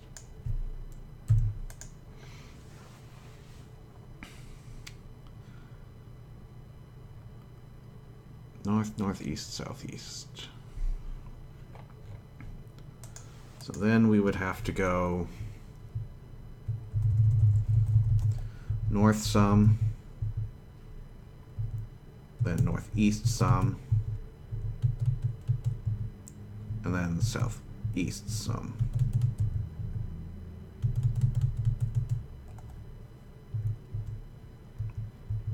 Which would be the same.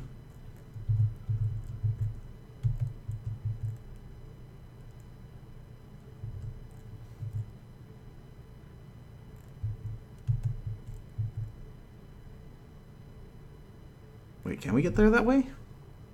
Are we actually on the solution?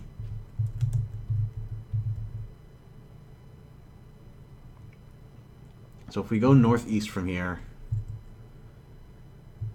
and then northeast, northeast, northeast, these can't ever line up.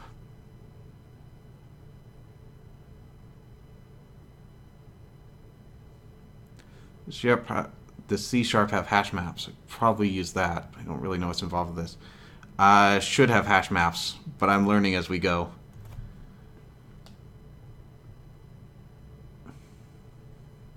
And I'm not familiar with how hash maps would help with a hex grid.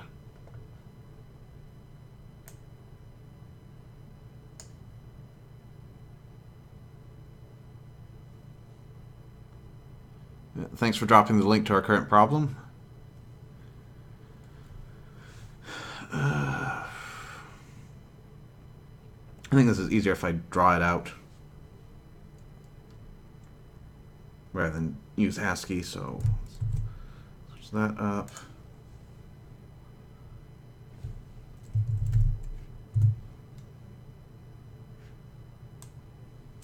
See, is this on screen?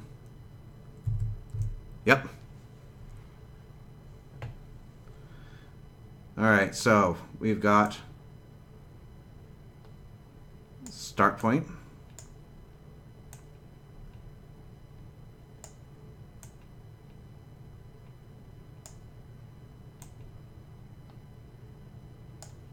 And we're saying we're going this way.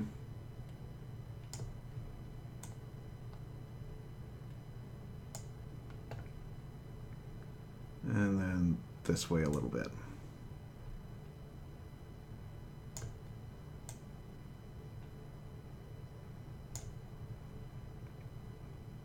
So that should be equivalent.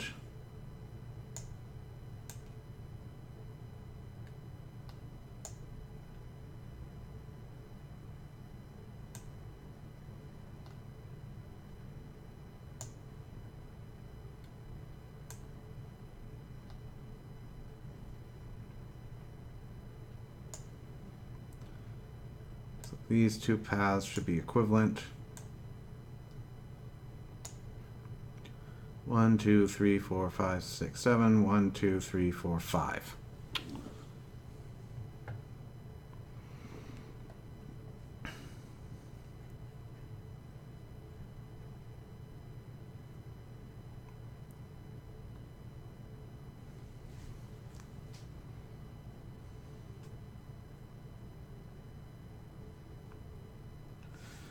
So what magic's going on here?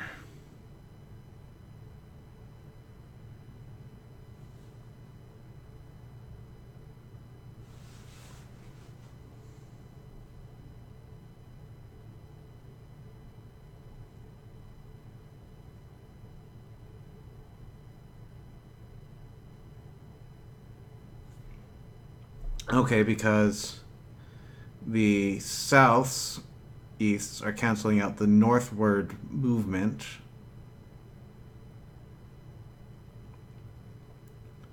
So northeast plus southeast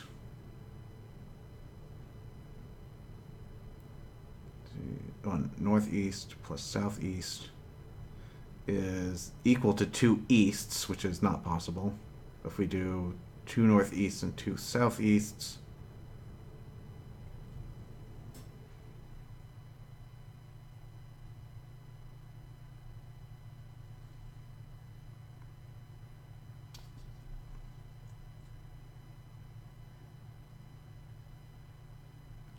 Hex math is weird.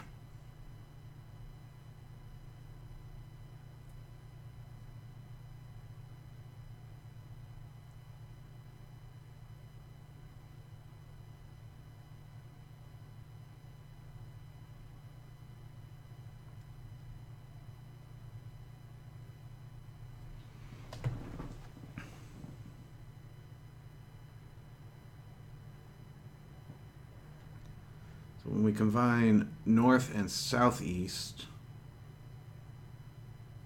we get northeast. Right, that's what I saw earlier.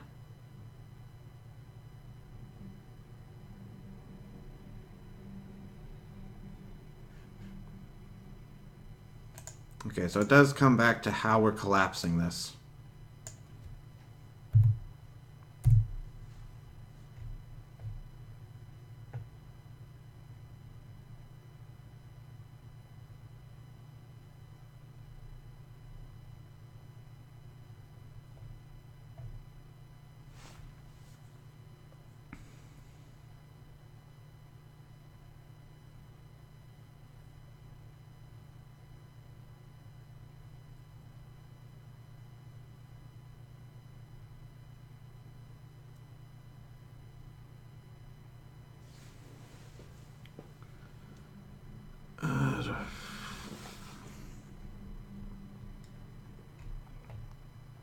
So we just need to figure out how to collapse these together the most efficient way. So let's see. First we could collapse north and southeast into northeasts.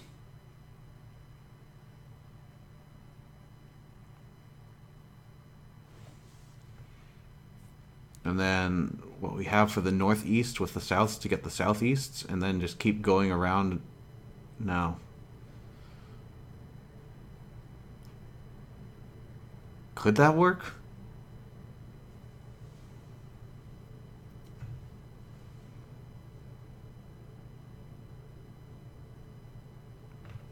So if we just go around the compass once and collapse everything we can,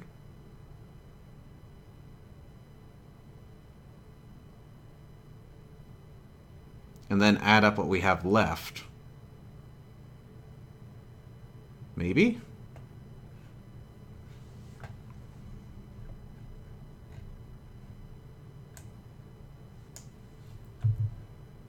Worth a shot.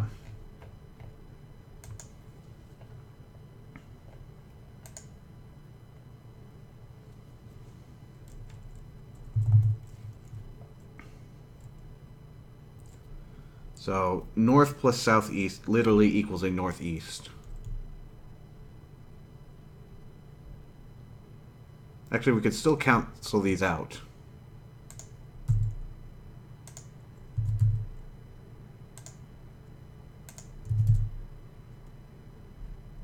Minimize the amount of options, but it's still the same problem, right?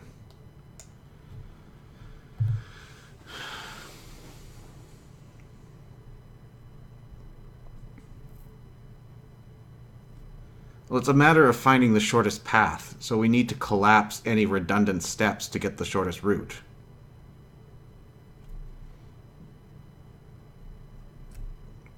So if we have a north and a southeast, well, that's equivalent to a northeast. So we can do one step where we were asking to do two.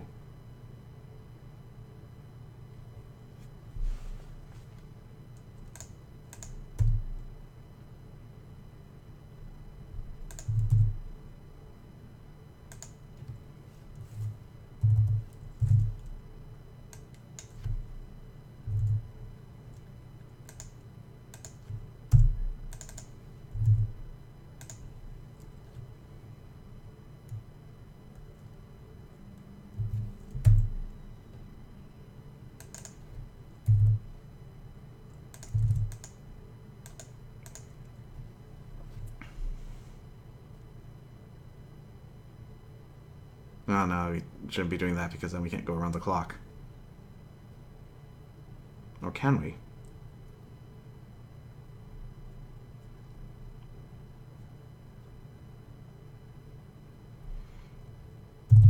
Okay, well, let's try that. So if north is greater than... Whoop.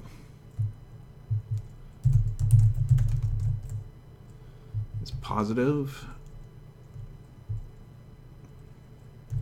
And so with west southeast count is negative. Then with east southwest count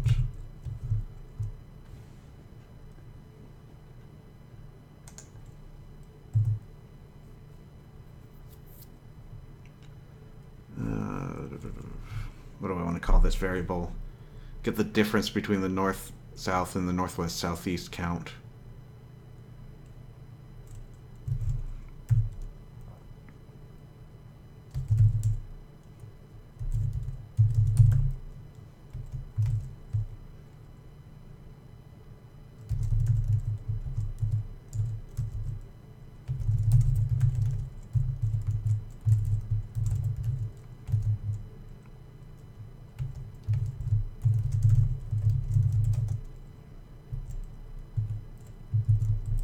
And I actually want to extract this out to a function because I am going to be doing this so many times.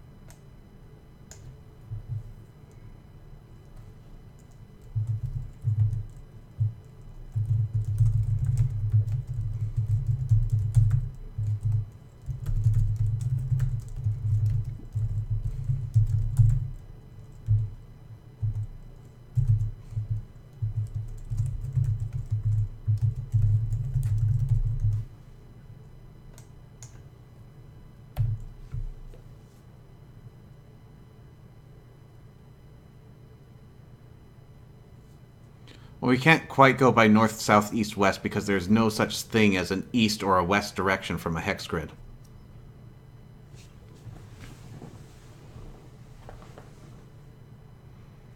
But we are basically going around the clock trying to figure out any inefficiencies.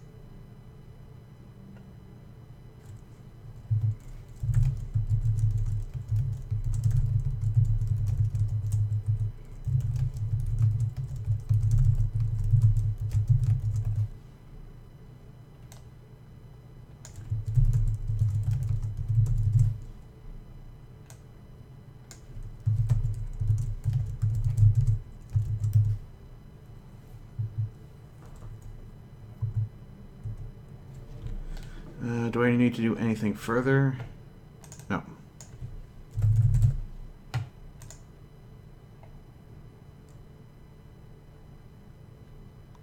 Why are you not happy? I exist in current context. That is correct.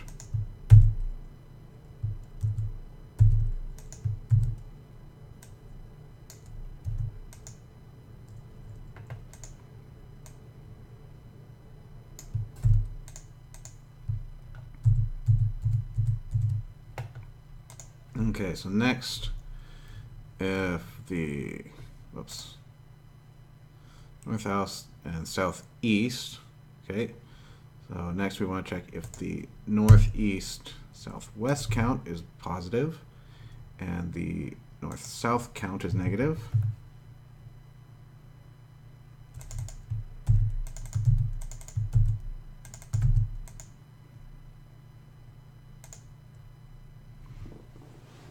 Okay. So if we are between northeast and south, then south needs to get removed. Whoops, wrong one.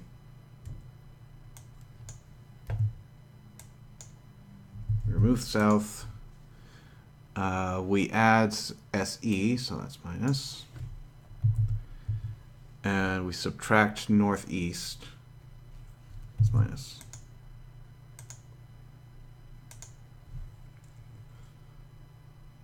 So next is southeast, southwest.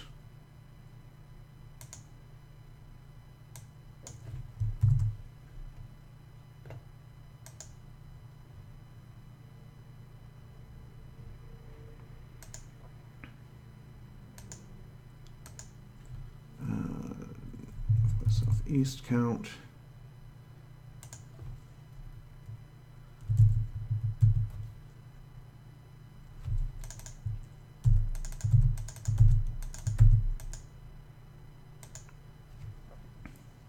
So south has to add because of the redundancy. And these are both south, so they should be incrementing.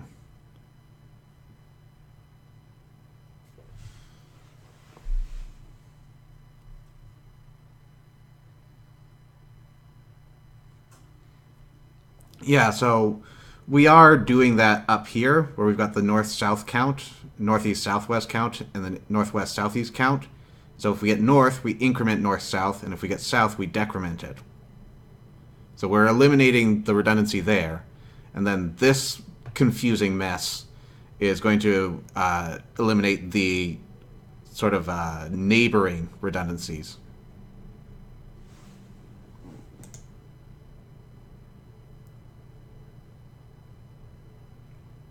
So northwest, southeast, southwest, both are negative, so this is south. South has to subtract, the others add. Got it. So next is the south and northwest.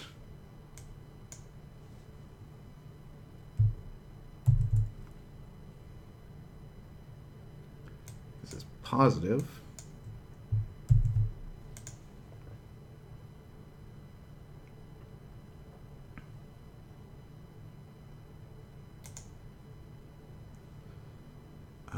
So we have to add that redundancy. Northwest, southeast. We're going to subtract that. And we're going more southerly, so there. So now the northeast, southwest, and the north-south.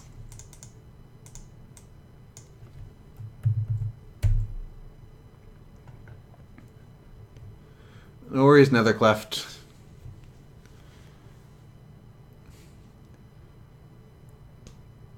The problems this year have been really tough. So it's been interesting.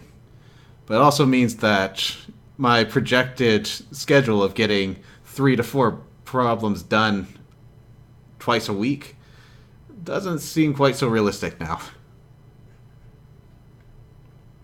I'm probably going to have to cap it off at the end of this problem.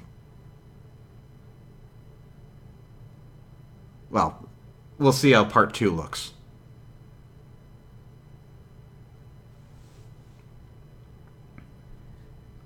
So northeast, southwest. So this is getting us northwest.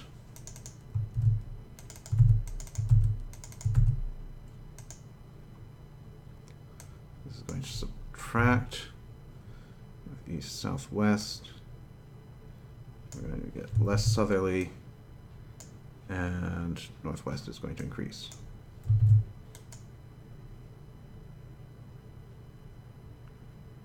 And then northwest and northeast.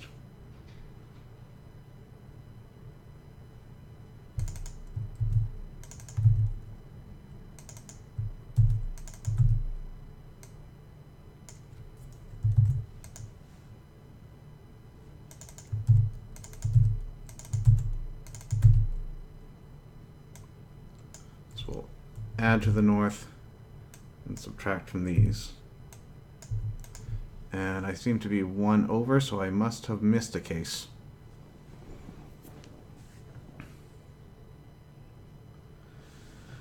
Okay, so if north is positive and southeast is negative, that will give us the northeast.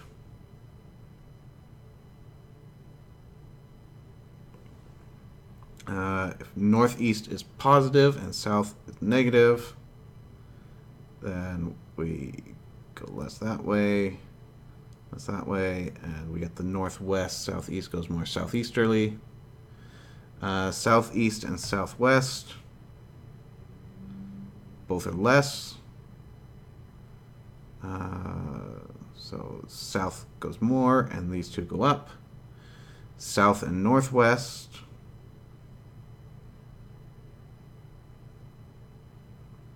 Am I missing that one? Yes, I am.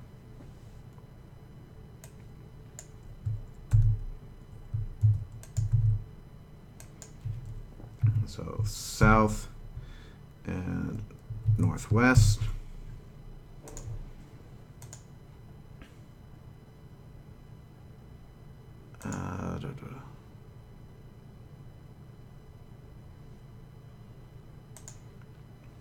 So this is going to make us less south and less northwest. It's going to make us more southwest. Okay, and then we've got the southwest and north. So that and greater than, yep. So we're going to get less north, and get less southwest, and we're going to get more northwest. And finally, northwest and northeast. And that will give us the north going up and these other two going down. Now let's just confirm that these are matching up.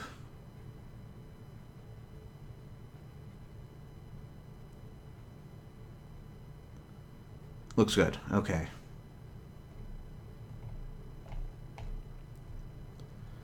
I have a feeling we're probably going to need to iterate over this a couple of times, but let's just see where we are now.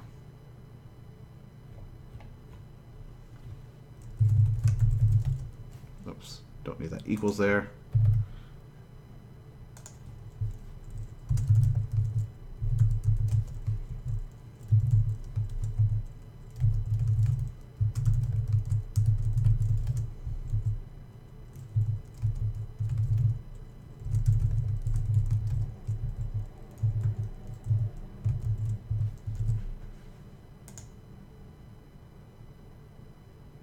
And we're still filling.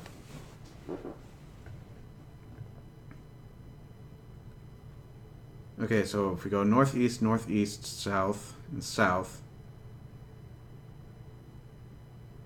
then that's effectively the same as going southeast, southeast. So why are we not getting that? Let's step through.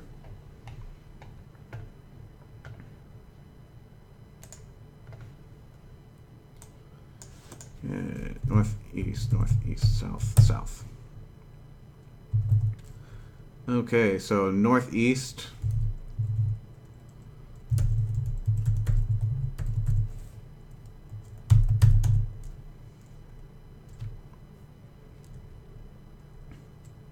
So this is going to equal 2. That's going to equal -2. It's going to equal 0. Okay, so north-south count. Nope. We don't have a positive north. Northeast, southwest count. We do have positive northeast. North and south. It's less than 0. Yeah, okay. So this is going to find the redundancy between these two. That should come out as 2.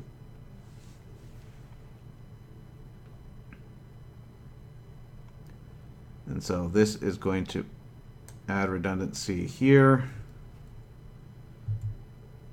Subtract it here.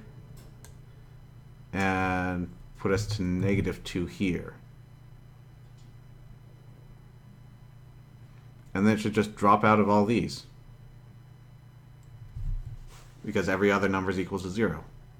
And the absolute value of that is 2.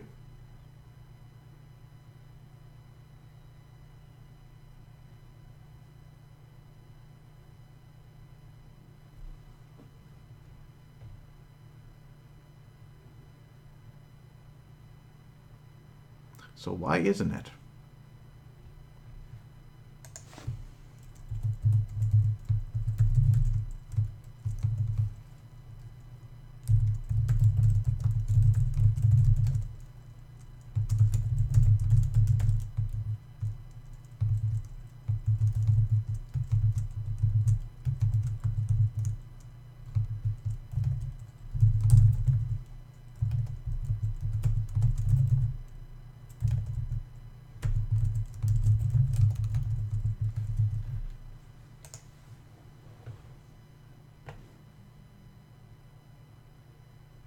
-1, -2, -1.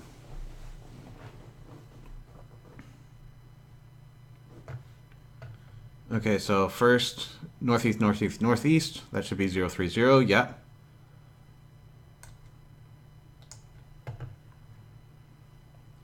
Northeast, northeast, southwest, southwest. Should be 0. Yeah. Northeast, northeast, south, south. Oh, wait, it didn't do anything here.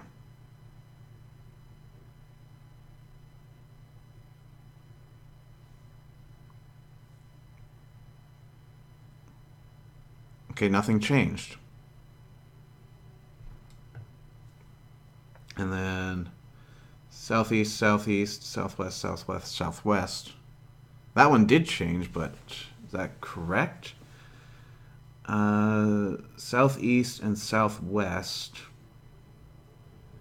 is basically a south. So we should have 2 souths and a southwest. But we have 1 extra southeast.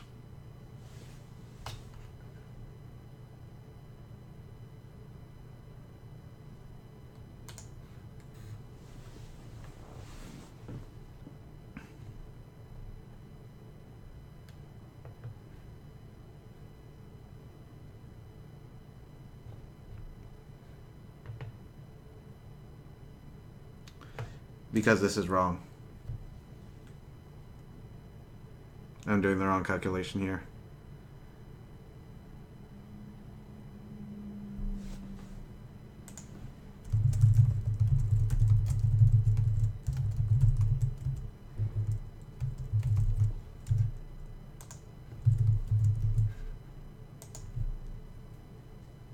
Test all passed.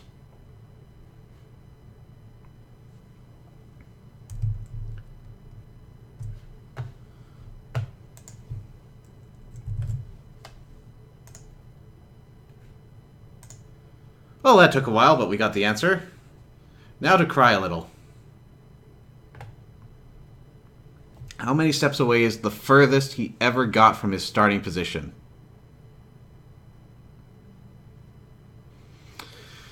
Yeah.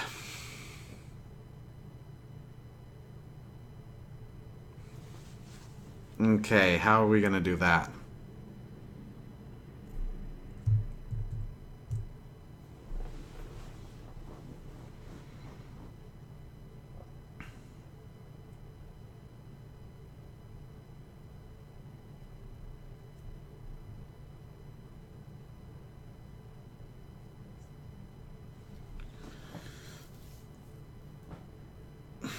Okay, well, we could keep a list of every position that he existed at and then run this calculation over every single position and figure out which is the maximum.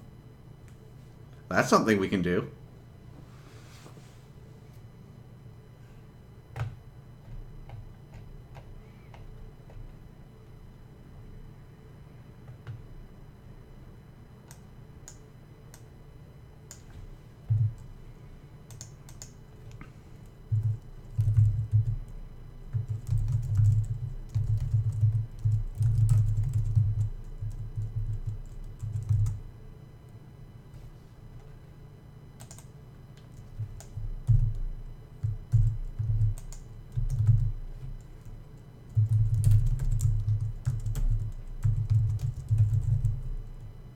Oh, it's a switch. Why do I keep thinking it's select?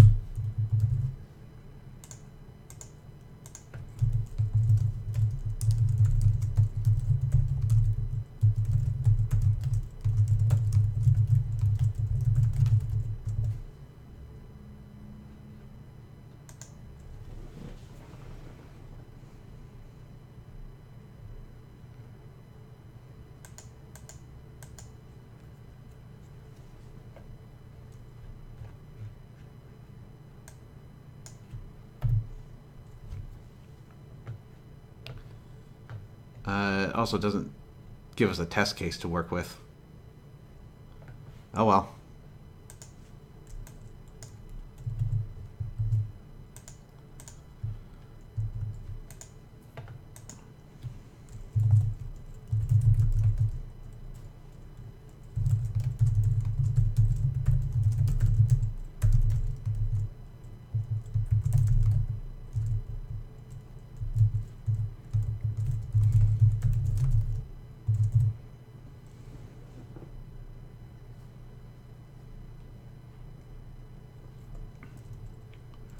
Okay, so maximum distance.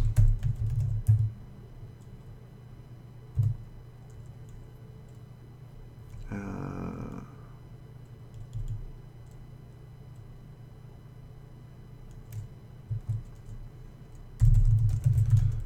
equals 0. I is less than.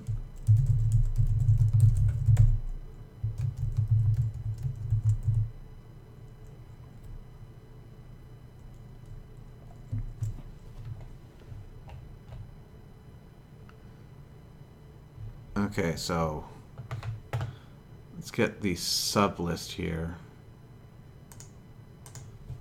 C# subset list. Get range? That sounds good.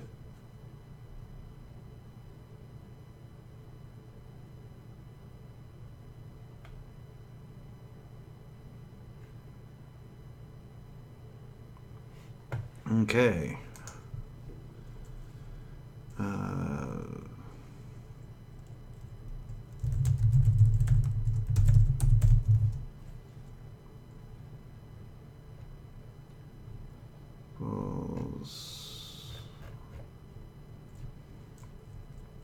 Get distance directions dot get range 0i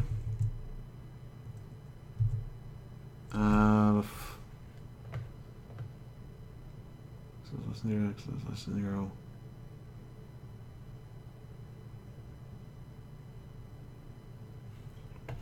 We don't want to check the 0 set, so let's start at 1.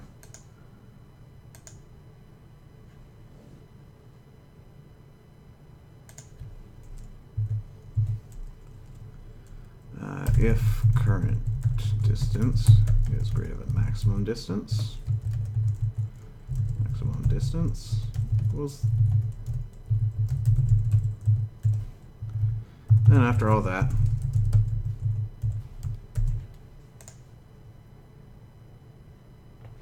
okay, test all passed means absolutely nothing in this scenario. But 1603, let's give that a shot.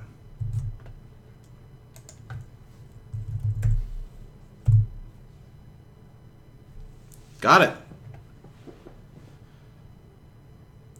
I don't know how to feel after the second part ended up being easier than the first part, especially since I thought I was hooping myself with how I was solving the first part.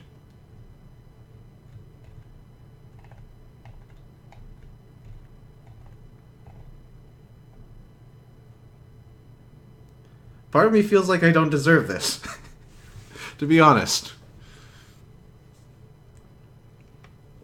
But hey, we found the problem. Or, we found the problem, and then we found the solution to the problem.